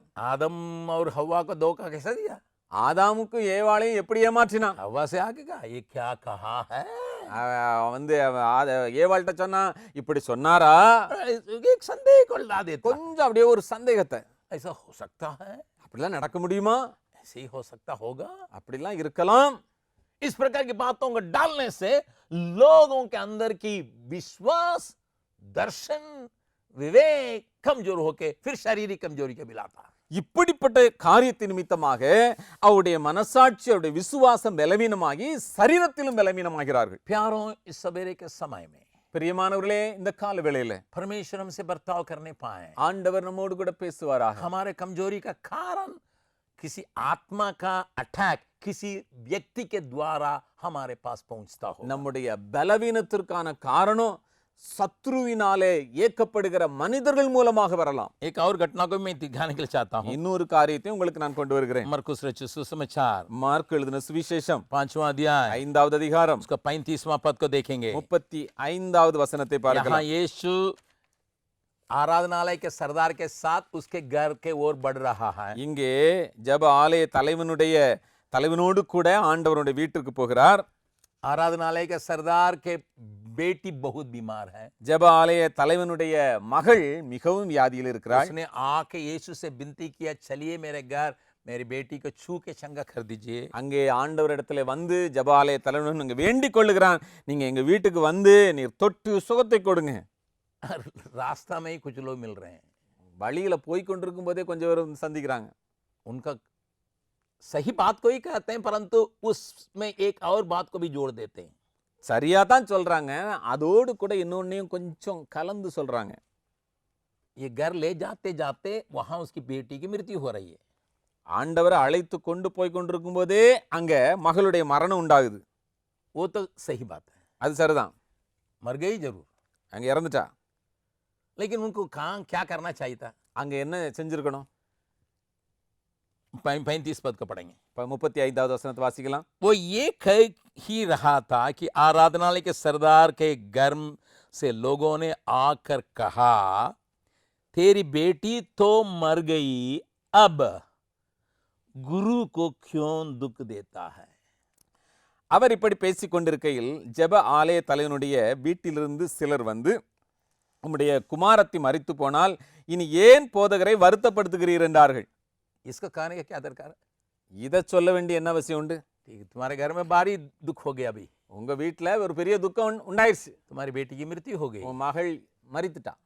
वो खबर सुना सकते थे, அந்த செய்தியை சொல்றது ஓகே, परंतु क्यों परेशान हो रहे हो? ஆனா அதோடு கூட கொஞ்சம் சேர்த்து சொல்றாங்க, क्यों यीशु को लेके जा रहे हो? ஏன் இயேசுவை கூட்டு போறீங்க? क्यों उनको दुख दे रहे हो? ஏன் அவரை வருத்தப்படுத்துறீங்க? इसका मतलब இதனுடைய அர்த்தம் என்ன? इनका आने से भी कोई होने वाला नहीं है. இனி இவர் வந்து அங்க எதுவும் நடக்க போற காரியம் இல்ல. ये आके कुछ होने वाला नहीं है, तो खत्म हो गया है. அத மகள் தான் மரிச்சு போனால, இனி இவர் வந்து அங்க ஒண்ணும் ஆக போறது ये இல்ல. समस्या के लिए हल है ही नहीं, இந்த பிரச்சனைகளுக்கு இனி ஒரு தீர்வே கிடையாது, होने का संभावना भी नहीं. இனி தீர்வு உண்டாவதற்கு அங்க வாய்ப்பே இல்லை. इस बात को आराधनालय के सरदार में डाल देता है लोग. இந்த காரியத்தை வந்தவங்க அந்த ஜெபாலய தன்னுடைய இருதயத்துல போடுறாங்க. लेकिन यीशु ने कहा, ஆனா இயேசு உடனே சொல்றார், मत डर, பயப்படாத, केवल विश्वास कर.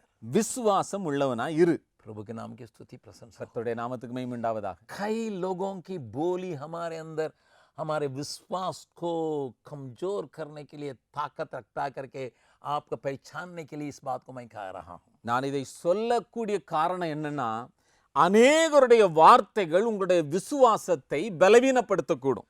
एक और बात को भी मैं आपको याद दिलाने के लिए चाहता हूं. இன்னும் ஒரு காரியத்தை உங்களுக்கு ஞாபகப்படுத்த விரும்புகிறேன். कोई कोई ऐसा हमारे जीवन को कमजोर कर देता है ताकि हमारा गति जो है धीमे हो जाए. நம்முடைய விசுவாசத்தை சிலர் இப்படியாய் பலவீனப்படுத்துகிறார்கள் என்றால் நம்முடைய வேகம் குறைந்து போகும்படியாக.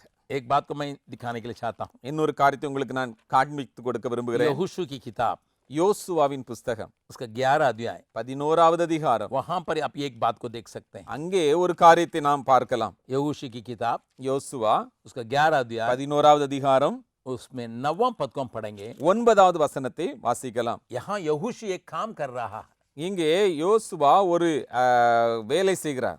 शत्रु के गोलों को पकड़ लिया. சத்ருவினுடைய குதிரைகளை பிடித்து விட்டார். 9वां पद को मैं पढ़ रहा हूं. நான் 9வது வசனத்தை வாசிக்கிறேன். तब यहोशू ने यहोवा की आज्ञा के अनुसार उनसे किया, अर्थात उनके गोड़ों के घुटनों की नस कटवाई और उनके रथ आग जलाकर भस्म कर दिया. யோசுவா கர்த்தர் தனக்கு சொன்னபடி அவர்களுக்கு செய்து அவர்கள் குதிரைகளின் குதிகால் நரம்புகளை அறுத்து அவர்கள் ரதங்களை அக்னியினால் சுட்டெரித்தான். कभी कभी शत्रु ये काम हमारे जीवन में भी करता. சத்துரு அநேக வேளைகளிலே நம்முடைய வாழ்க்கையில இதை செய்வான். घोड़ों के घुटना की नस को काटने से क्या होता है? குதிரையினுடைய குதிகால் நரம்ப வெட்டினா என்ன ஆகும்? घोड़ा मरेगा नहीं, குதிரை சாகாது, चलेगा भी, அது நடக்கும்.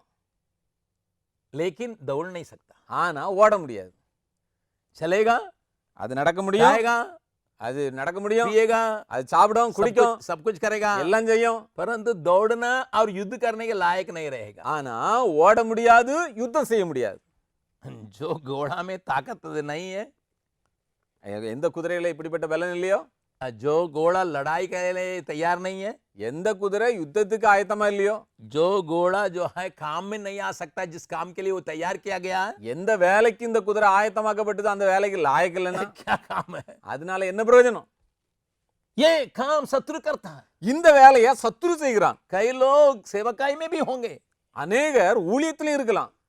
कई लोग जीवन में अच्छे विश्वासी गिने जाते हैं, வாழ்க்கையில நல்ல விசுவாசிகள்னு எண்ணப்படலாம். लेकिन उनका नस को काट दिया है, ஆனா அவங்களுடைய குதிகால் நரம்பு வெட்டப்பட்டிருக்கு.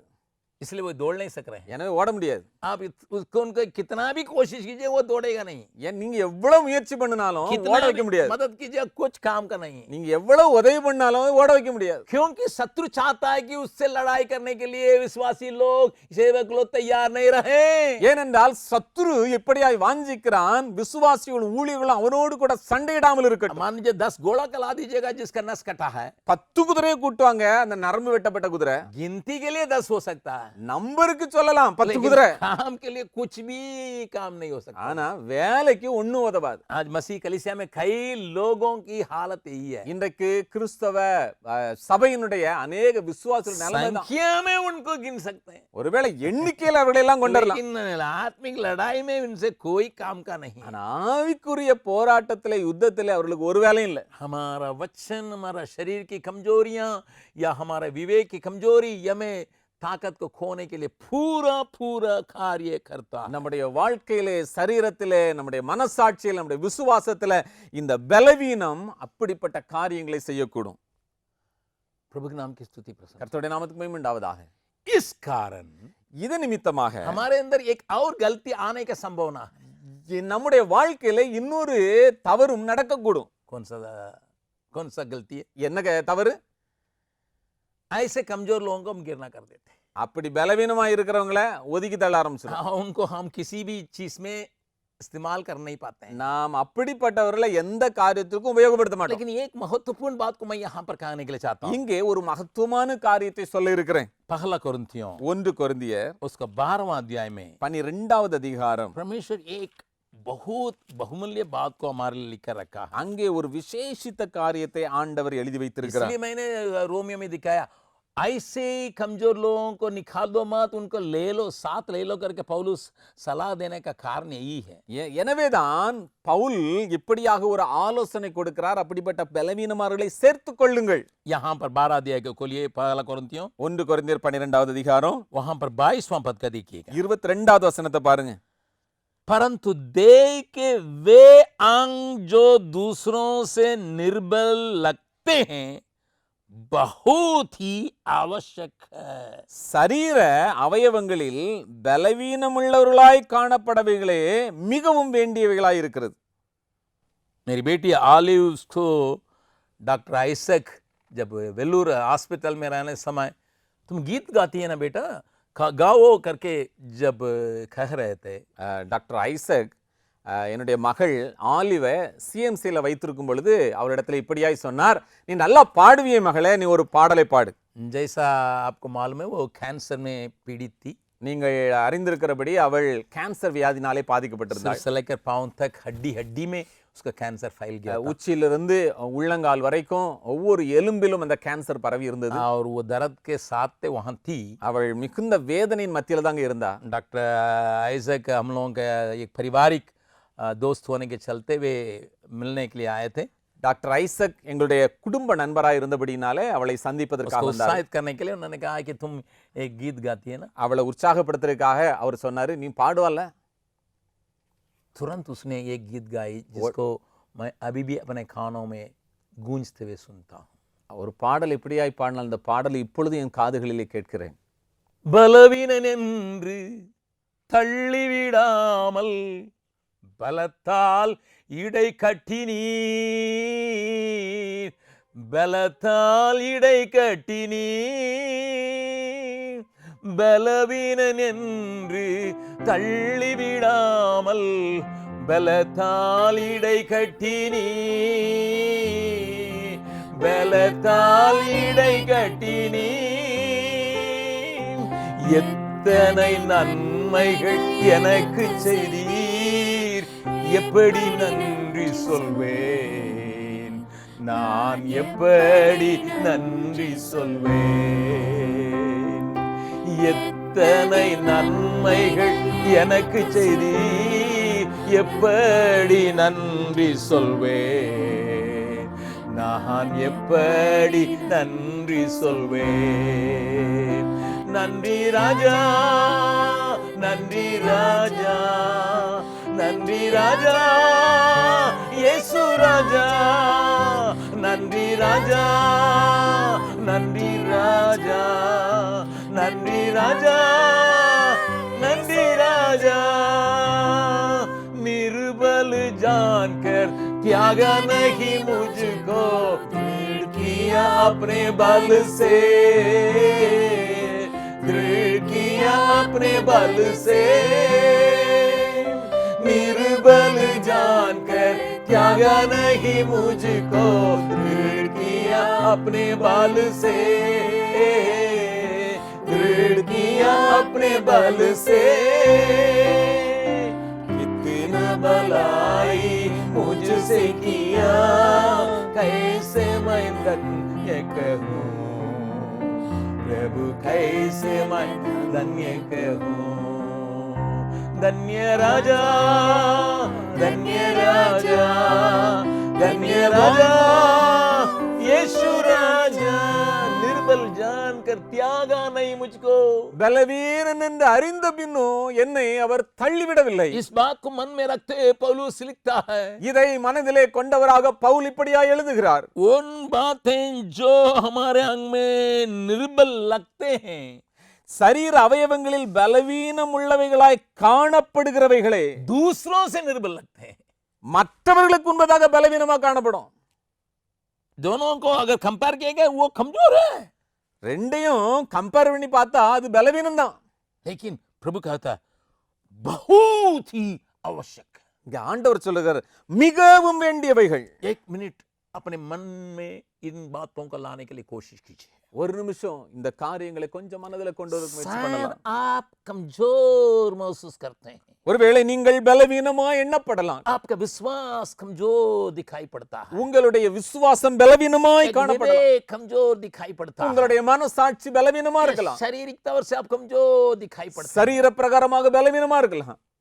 आपका दर्शन भी कमजोर हो गया है, உங்களுடைய தரிசனமும் பலவீனமா இருக்கலாம். आप अपने से घृणा करने लगते हो. நீங்க உங்களையே வெறுக்கிற ஒரு சூழல். इस वचन को फिर से पढ़िएगा. இந்த வசனத்தை மறுபடியும் வாசிங்க. अन्य लोगों के समान आपका विश्वास नहीं है, மற்றவர்களைப் போல உங்களுடைய விசுவாசம் இல்ல. अन्य लोगों के समान आपका दर्शन तगड़ा नहीं है, மற்றவர்களைப் போல விசுவாசம் உறுதியா இல்ல. इसलिए आप खुद हिलते होंगे. எனவே நீங்கள் உங்களுக்குள்ளே ஒரு பெரிய ஒரு அசைவு. इस वचन को फिर से पढ़िएगा. இந்த வசனத்தை மறுபடியும் வாசிங்க. मैं अन्य लोगों से कमजोर हूं जरूर, நான் மற்றவர்களை காட்டிலும் பலவீனமாயிருப்பது உண்மைதான். परंतु ஆனால் बहुत ही आवश्यकता मुझसे भी होता है. மிகவும் வேண்டிய ஒரு மனிதனாய் நான் वो இருக்கிறேன். आपके अंदर एक धैर्य को लाएगा. அது எனக்குள்ள ஒரு பெரிய தைரியத்தை கொண்டு अभी வரும். उसी तस्वीर को दूसरों के ऊपर बैठाइए. அதே காரியத்தை மற்றவருடைய வாழ்க்கையில வைங்க. मान लीजिए मैं सुरेश के ऊपर मैं ये देखता हूँ बहुत कमजोर आदमी है, நான் இப்பொழுது சுரேஷை பார்க்கிறேன், மிகவும் பலவீனமான ஒரு उसका மனுஷன். विश्वास कमजोर है, இவனுடைய விசுவாசம் பலவீனம், डेडिकेशन कमजोर है, இவனுடைய அர்ப்பணம் பலவீனம், कमिटमेंट कमजोर है. இவனுடைய அர்ப்பணித்த காரியம் इसको பலவீனம். लेके क्या करेंगे? இவனை வைத்து நான் என்ன செய்யறது? लेकिन प्रभु खा ना पाए, ஆனால் ஆண்டவர் சொல்லுகிறார், उसको ले लो, அவரை எடுத்துக்க, बहुत आवश्यक है. அவர் ரொம்ப அவசியம். तो दूसरों के साथ मिलके काम करने के लिए मत- आसान हो जाएगा. இப்படி நாம் செய்யும் பொழுது மற்றவர்களோடு கூட இணைந்து வேலை செய்வது எளிதாயிரும். लेकिन हम में से कई लोग हिटलर के जैसा, ஆனா நம்மத்தில அநேகர் ஹிட்லர் மாதிரி कमजोर है खत्म कर लो, பலவீனமா இருக்காங்களா, அழிச்சு போட்டுரு. कमजोर है उसी का सत्यानाश कर लो.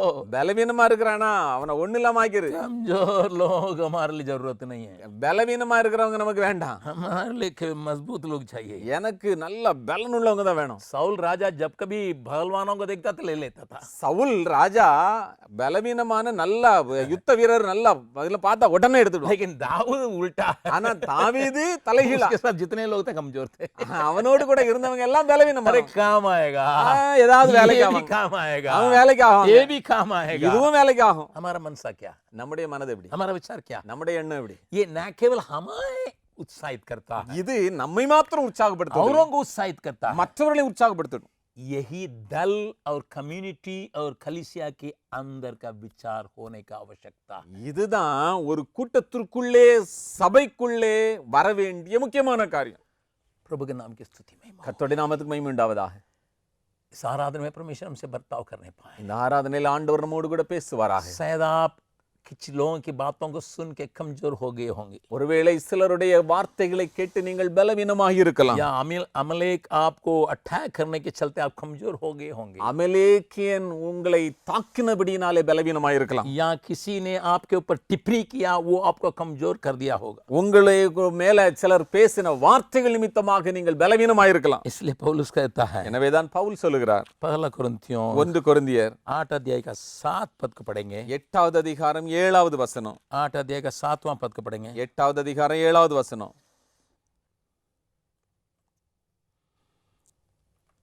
सबको ये ज्ञान नहीं, परंतु कुछ तो अब तक मूर्ति का कुछ समझते के कारण मूर्तियों के सामने बलि की हुई वस्तुओं को कुछ समझकर खाते हैं और उनका विवेक निर्बल होने के कारण अशुद्ध हो जाता है. ஆகிலும் இந்த அறிவு எல்லாரிடத்திலும் இல்லை. சிலர் இன்றைய வரைக்கும் விக்கிரகத்தை ஒரு பொருள் என்று எண்ணி விக்கிரகத்துக்கு படைக்கப்பட்டதை புசிக்கிறார்கள். அவருடைய மனசாட்சி பலவீனமாய் இருப்பதால் அசூசிப்படுகிறது. यह एक झुंड को पौलुस दिखाता है. இங்க ஒரு கூட்டத்தை பவுல் காட்டுகிறார்.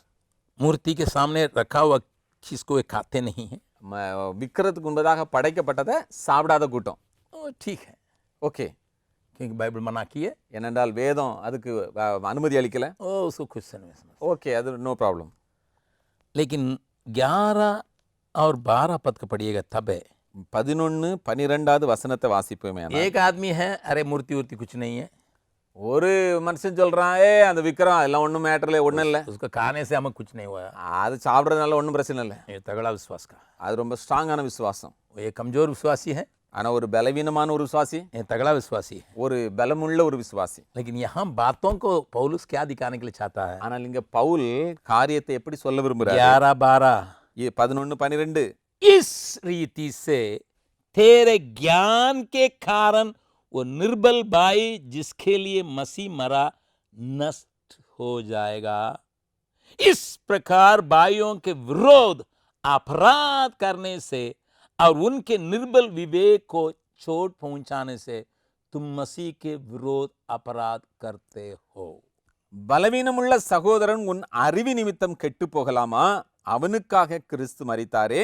இப்படி சகோதரருக்கு விரோதமாய் பாவம் செய்து பலவீனம் உள்ள அவர்களுடைய மனசாட்சியை புண்படுத்துகிறதுனாலே நீங்கள் கிறிஸ்துவுக்கு விரோதமாய் பாவம் செய்கிறீர்கள். इस पाप को अनेक लोग कर बैठते हैं.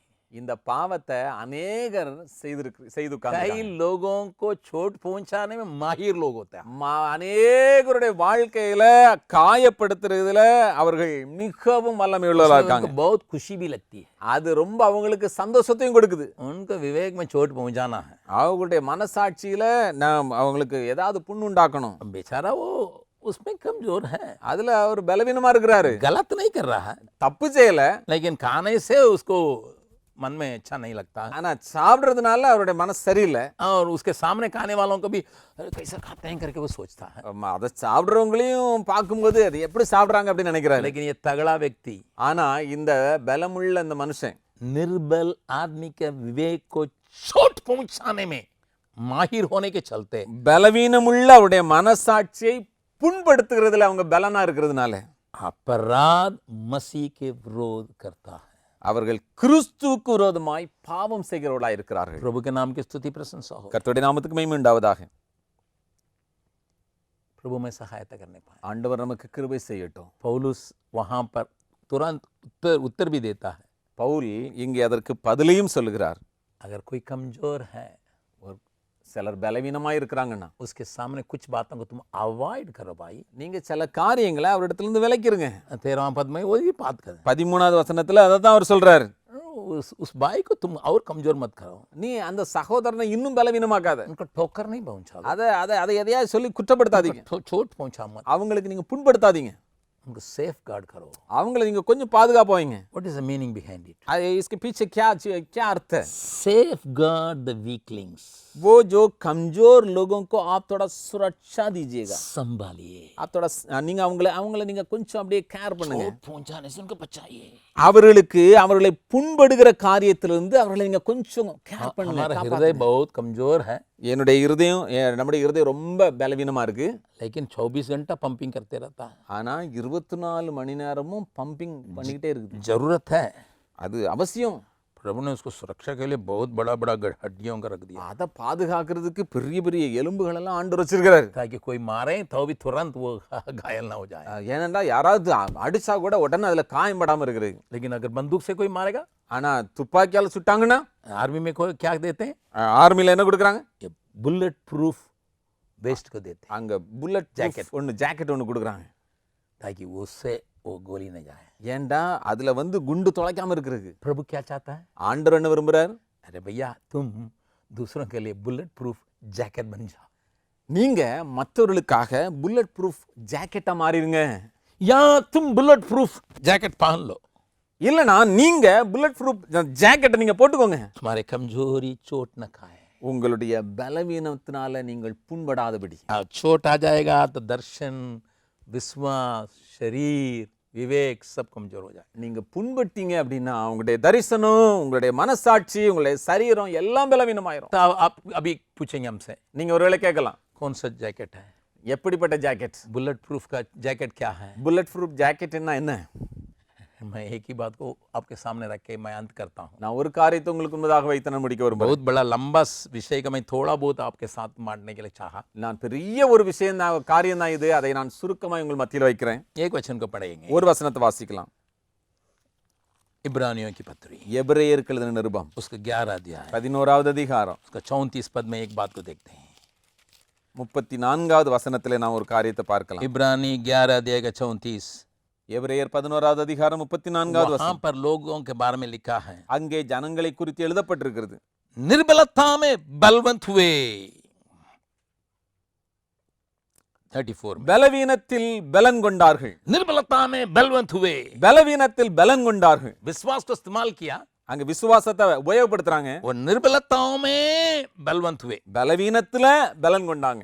इसी बात को ही इब्राहिम के जीवन में देखते हुए रोमियो में पौलुस लिखता है இதை ஆபிரகாமினுடைய வாழ்க்கையிலே பார்த்து இங்கே ரோமர்ல எழுதப்பட்டிருக்கிறது. वो विश्वास में कमजोर नहीं रहा। அவர் விசுவாசத்திலே பலவீனமா இருக்கல. रोमियो 4 अध्याय के 19 पद में हम इस बात को देखते हैं। நாம் ரோமர் 4வது அதிகாரம் 19வது வசனத்தில் இதை பார்க்கிறோம்.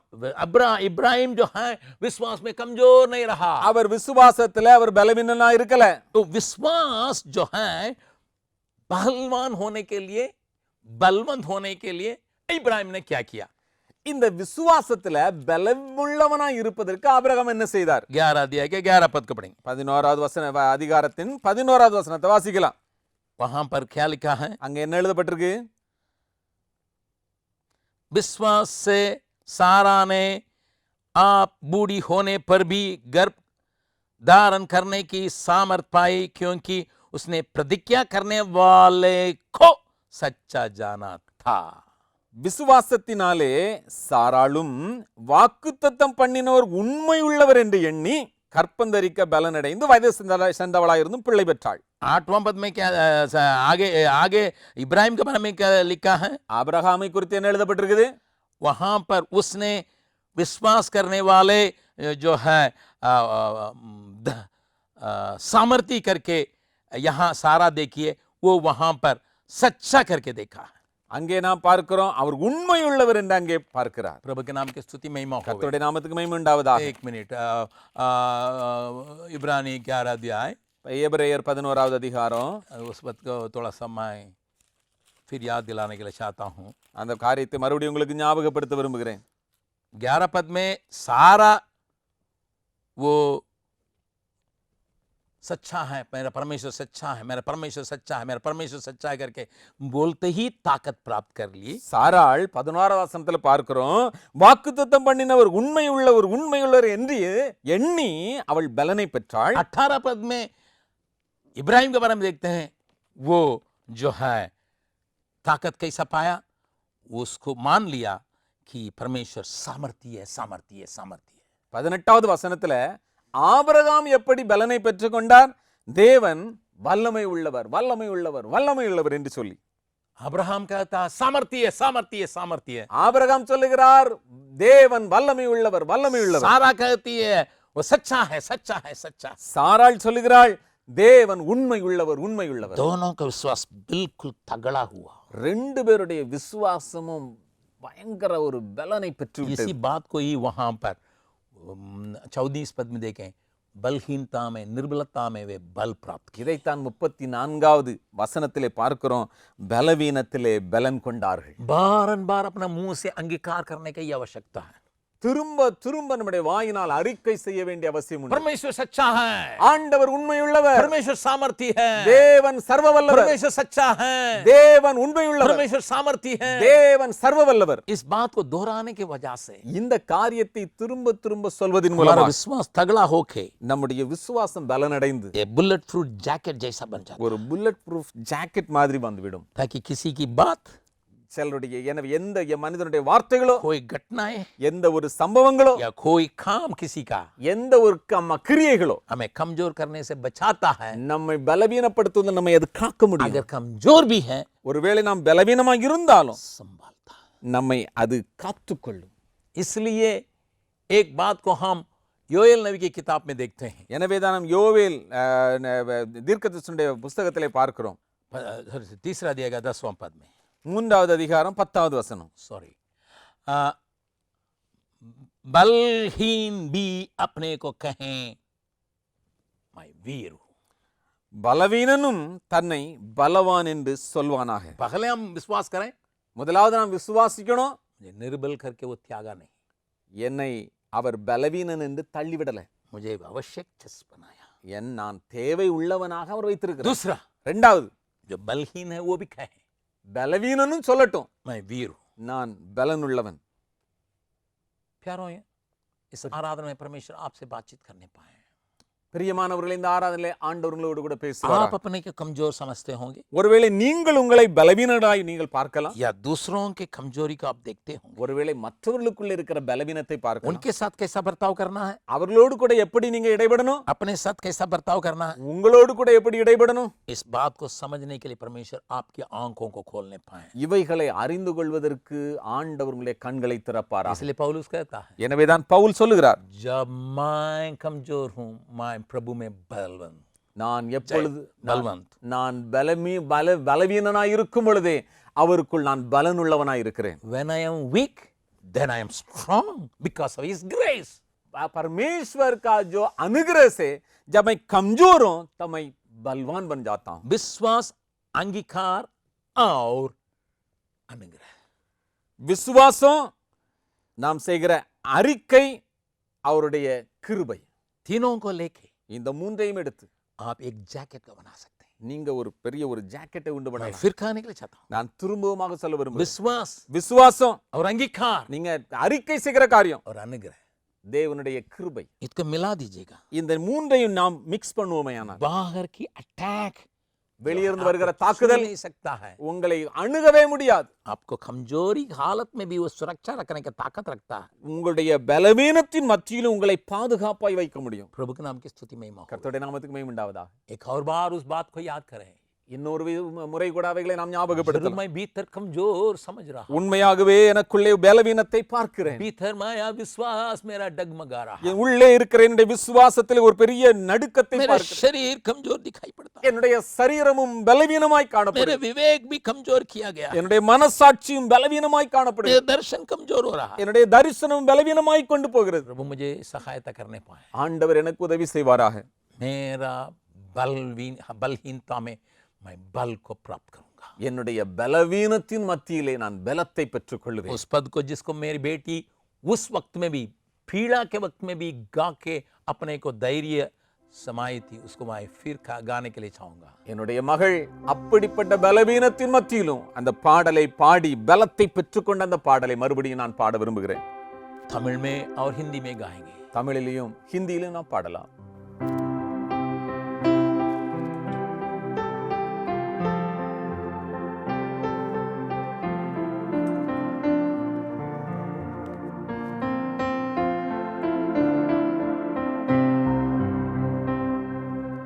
பலவீனன் என்று தள்ளிவிடாமல் பலத்தால் இடை கட்டினீ, பலத்தால் இடை கட்டினீ, பலவீனன் என்று தள்ளிவிடாமல் பலத்தால் இடை கட்டினீ, பலத்தால் இடை கட்டினீ, எத்தனை நன்மைகள் எனக்கு செய்தி, எப்படி நன்றி சொல்வேன், நான் எப்படி நன்றி சொல்வேன். நன்றி ராஜா, நன்றி ராஜா, நன்றி ராஜா, இயேசு ராஜா, நன்றி ராஜா, நன்றி ராஜா, நன்றி ராஜா, நன்றி ராஜா। निर्बल जान के त्यागा नहीं मुझको, दृढ़ किया अपने बल से, दृढ़ किया अपने बल से। निर्बल जान के त्यागा नहीं मुझको, दृढ़ किया अपने बल से, दृढ़ किया अपने बल से। कितना भलाई मुझसे किया, कैसे मैं धन्य कहूँ प्रभु, कैसे मैं धन्य कहूँ। धन्य राजा, धन्य राजा, धन्य राजा, यीशु राजा, धन्य राजा, धन्य राजा, धन्य राजा, यीशु राजा। एक बात को कह के मैं अंत करने के लिए चाहता हूं। ஒரு காரியத்தை நான் சொல்லி முடிக்க விரும்புகிறேன். परमेश्वर के विचार को थोड़ा देखें। ஆண்டவருடைய எண்ணங்களை கொஞ்சம் பார்க்கலாம். एजेकियल नबी किताब, எசேக்கியேல் தீர்க்கதரிசன புஸ்தகம். वहां पर परमेश्वर अपना हृदय की बात को यहाँ सुनाता है. ஆண்டவர் தன்னுடைய இருதயத்தின் காரியத்தை வெளிப்படுத்துகிறார். वहां सेवकों के लिए एक गंभीर बात को प्रभु कहता है. ஆண்டவருடைய ஊழியர்களுக்காக ஆண்டவர் சொல்லுகிற ஒரு காரியத்தை பார்க்க முடியும். एजेकियल नबी की किताब उसका 34 अध्याय, எசேக்கியேலுடைய தீர்க்கதரிசன புஸ்தகம் 34வது அதிகாரம்.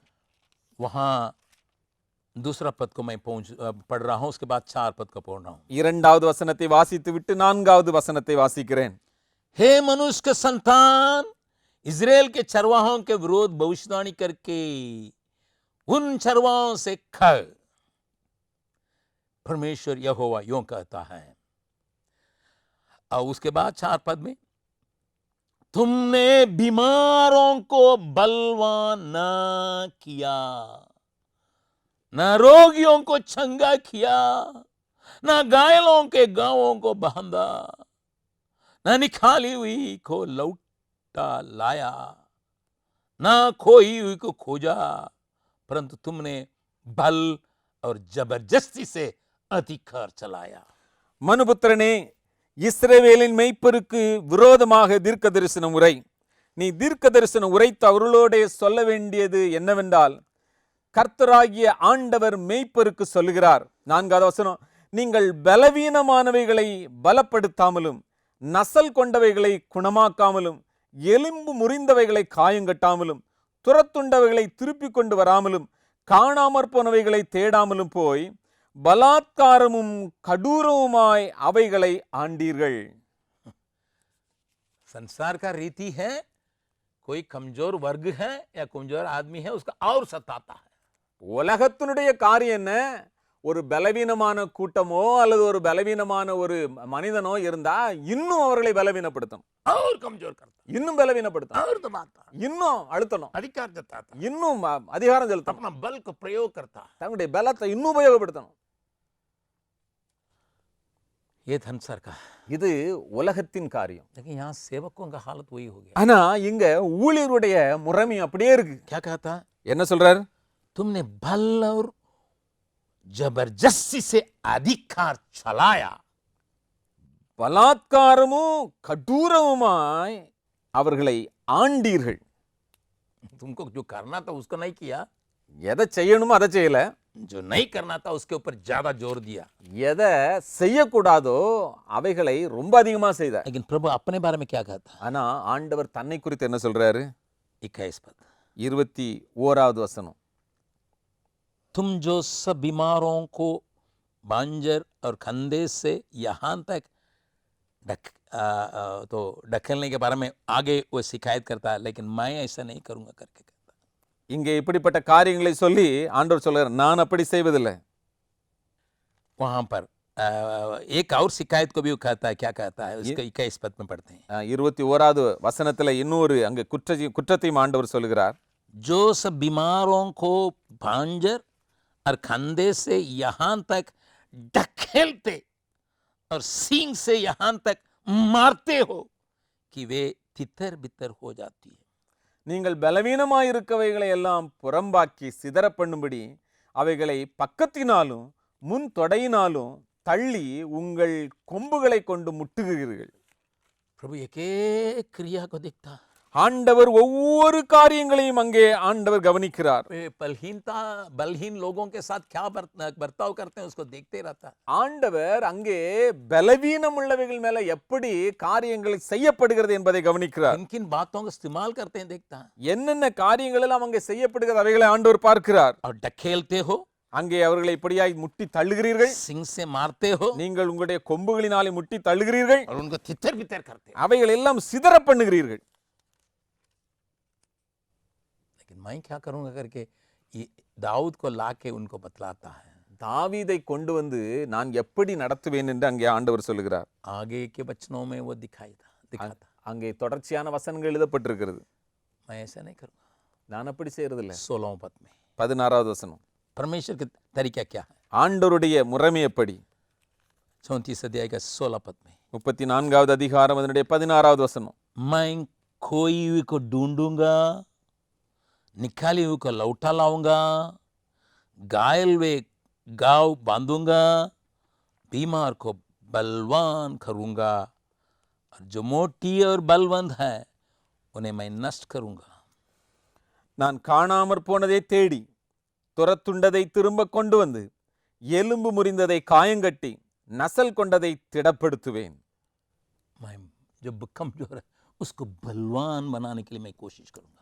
எது பலவீனமா இருக்குதோ அதை இன்னும் பலப்படுத்துவதற்கு நான் முயற்சி செய்வேன். प्रभु के नाम की स्तुति महिमा हो. கர்த்தருடைய நாமத்துக்கு மகிமை உண்டாவதாக. एक सही परमेश्वर के हृदय पाया हुआ व्यक्ति சரியான ஆண்டவருடைய இருதயத்தை பெற்றுக்கொண்ட ஒரு மனிதன், और जो कमजोर है उसको बांधने के लिए, उसको संभालने के लिए, उसको बलवान बनाने के लिए पूरा पूरा मन लगाए के काम करेगा.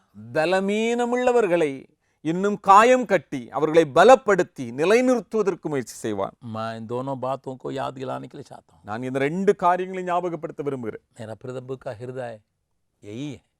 ஆண்டவருடைய இருதயம் இப்படியாயிருக்கிறது. बलहीन जान के मुझे त्यागा नहीं, பலவீனன் என்று அறிந்து என்ன தள்ளல, वैसे ही அப்படியே अन्य लोगों के साथ बर्ताव करने के लिए मुझे सिखाता है.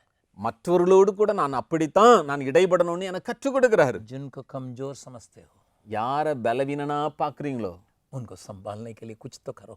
அவர்களை கொஞ்சம் அணைத்து கொண்டு போறதுக்கு ஏதாவது செய். अपने बातों के द्वारा, அப்படியே நம்முடைய அவங்களுடைய காரியங்கள் மூலமாக, अपने क्रिया के द्वारा நம்முடைய கிரியையின் மூலமாக उनको विश्वास को मजबूत करने के लिए அவங்களுடைய விசுவாசத்துல அவங்களை ஸ்ட்ரென்தன் பண்றதுக்கு क्या हम कर पाते हैं. நாம இவைகளை செய்ய முடிகிறதா? एक अच्छा चरवाहा ஒரு நல்ல மேய்ப்பன் तगड़े भेड़ को साथ चला के ले जाता है. நல்ல பலனுள்ள அவருடைய கால்நடைகளை அப்படியே அணைத்து கொண்டு போவார். और कमजोर को अपना कंधे पर उठा के ले जाता பலவீனமுள்ள ஆடுகளை தன்னுடைய தோள்ல வைத்து கொண்டு போவார். है. कितना फर्क है मनुष्य का स्वभाव और परमेश्वर के स्वभाव में. மனிதனுடைய சுபாவத்திற்கும் தேவனுடைய சுபாவத்திற்கும் எவ்வளவு வித்தியாசம். परमेश्वर हमें उस प्रकार का स्वभाव जो उसमें है उसको हमें प्रदान करने पाए. தேவன் அவருக்குள்ள இருக்கிற அந்த சுபாவத்தை நமக்குள்ள ஆண்டவர் தருவாராக. वो बहुतों को उठाने के लिए ताकत रखता है. அது अनेகரை நாம் தூக்கி விடுவதற்கு நமக்கு பலத்தை தரும். निर्णय करें, நாம் முடிவு செய்யலாம். हे प्रभु खोए हुए को ढूंढने की ताकत मुझे. ஆண்டவரே, இழந்து போனவர்களை தேடுவதற்கான பலத்தை எனக்கு தாரும். खाना जो खो गए हैं யார் காணாமற் போனார்களோ उनको खोजने के लिए, அவர்களை தேடுவதற்கு, जो कमजोर हैं யார் பலவீனமா இருக்காங்களோ उनको बलवान बनाने के लिए அவர்களை பலவீனமுள்ளவர்களாய் மாற்றுவதற்கு मुझे अनुग्रह दीजिए, मौका दीजिए. எனக்கு வாய்ப்பை கொடுங்க ஆண்டவரே, கிருபையை கொடுங்க. जो तेरे प्रसन्न योग्य बात हो सकता है, அது உமக்கு பிரியமான ஒரு காரியமாய் மாறிவிடும். प्रभु सहायता करने पाए. ஆண்டவர் நமக்கு கிருபை செய்வாரா. इस निर्णय के साथ इस आराधना के अंत में चले आएंगे. இப்படிப்பட்ட தீர்மானத்தோடு கூட இந்த ஆராதனையை நாம் முடிக்கலாம். एक और बार उसके ओर ताके कहेंगे, இன்னொரு முறை கூட ஆண்டவரை பார்த்து நாம் சொல்லலாம், यहोवा चरवाहा मेरा, நீர் என்னுடைய மேய்ப்பராயிருக்கிறீர், कोई गट्टी मुझे नहीं. எனக்கு எந்த ஒரு குறைவும் இல்லை. शत्रुओं के सामने मेज बिछाने वाला, சத்துருக்களுக்கு முன்பதாக எனக்கு மேஜை ஆயத்தப்படுத்துகிற ஆண்டவர், मुझे अभिषेक करने वाला, என்னை அபிஷேகம் பண்ணுகிற ஆண்டவர், निश्चय भलाई को मेरे पीछे कराने वाला. நிச்சயமாக கிருபை என்னை தொடரும். उस बात को मन में रखते हुए उस चरवाह के समान होने के लिए परमेश्वर में सहायता करने पाए. அந்த காரியங்களை மனதிலே கொண்டவர்களாக அப்படிப்பட்ட மேய்ப்பரை போன்று வாழ்வதற்கு ஆண்டவர் நமக்கு உதவி செய்யட்டும். यहोवा चरवाहा मेरा, कोई गट्टी मुझे नहीं है.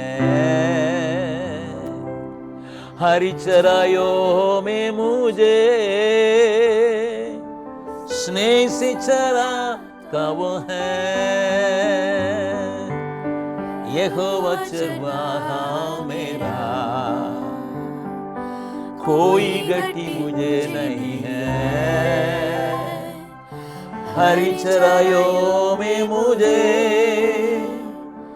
स्नेह से चराता वो है. अनुग्रहकारी हम अपने बातों से, क्रियाओं से कमजोर लोगों को चोट पहुंचाने वाला नहीं होने पाए. கிருபை நிறைந்த ஆண்டவரே, எங்களுடைய வார்த்தைகளின் மூலமாக, கிரியைகளின் மூலமாக பலவீனமானவர்களை காயப்படுத்துவர்களாய் வாழாதபடி காத்துக்கொள்ளும்.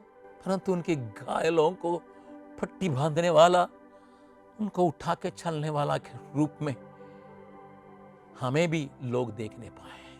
ஆனால் அப்படி காயம் பட்டவர்களை காயம் கட்டுவர்களாக அவர்களை எடுத்து அவர்களோடு ஆண்டவர் எங்களோடு கூட அவர்களையும் எடுத்து செல்வர்களாக ஜனங்கள் எங்களை பார்க்கட்டும். उस प्रकार का हृदय हम में पैदा होने पाए, அப்படிப்பட்ட இருதயம் எங்களுக்குள்ளே உண்டாவதாக. हम ये देखने पाए நாங்கள் இதை பார்க்கட்டும். जब ऐसे लोगों को हम विवेक में चोट पहुंचाते हैं, எப்பொழுது அவருடைய எப்பொழுது நாங்கள் மனசாட்சியிலே அவர்களை நாங்கள் குற்றப்படுத்துகிறோமோ, मसीह के विरोध में पाप करते हैं, அவர்களை நாங்கள் புண்படுத்தும் பொழுது நாங்கள் கிறிஸ்துவுக்கு விரோதமாய் பாவம் செய்கிறோம்.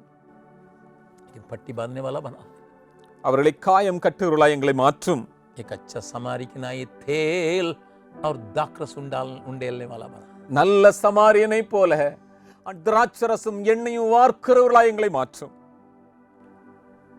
यीशु के नाम से मांगते हैं, இயேசுவின் மூலம் ஜெபிக்கிறோம் பிதாவே. अब हमारा प्रभु यीशु मसीह का अनुग्रह, पिता परमेश्वर का प्रेम और पवित्र आत्मा का संगति और सगवाई था हम सबों के साथ लगातार उस प्रकार की भावनाओं के साथ अन्य लोगों के साथ बर्ताव करने के लिए, जीने के लिए सहायता करने पाए.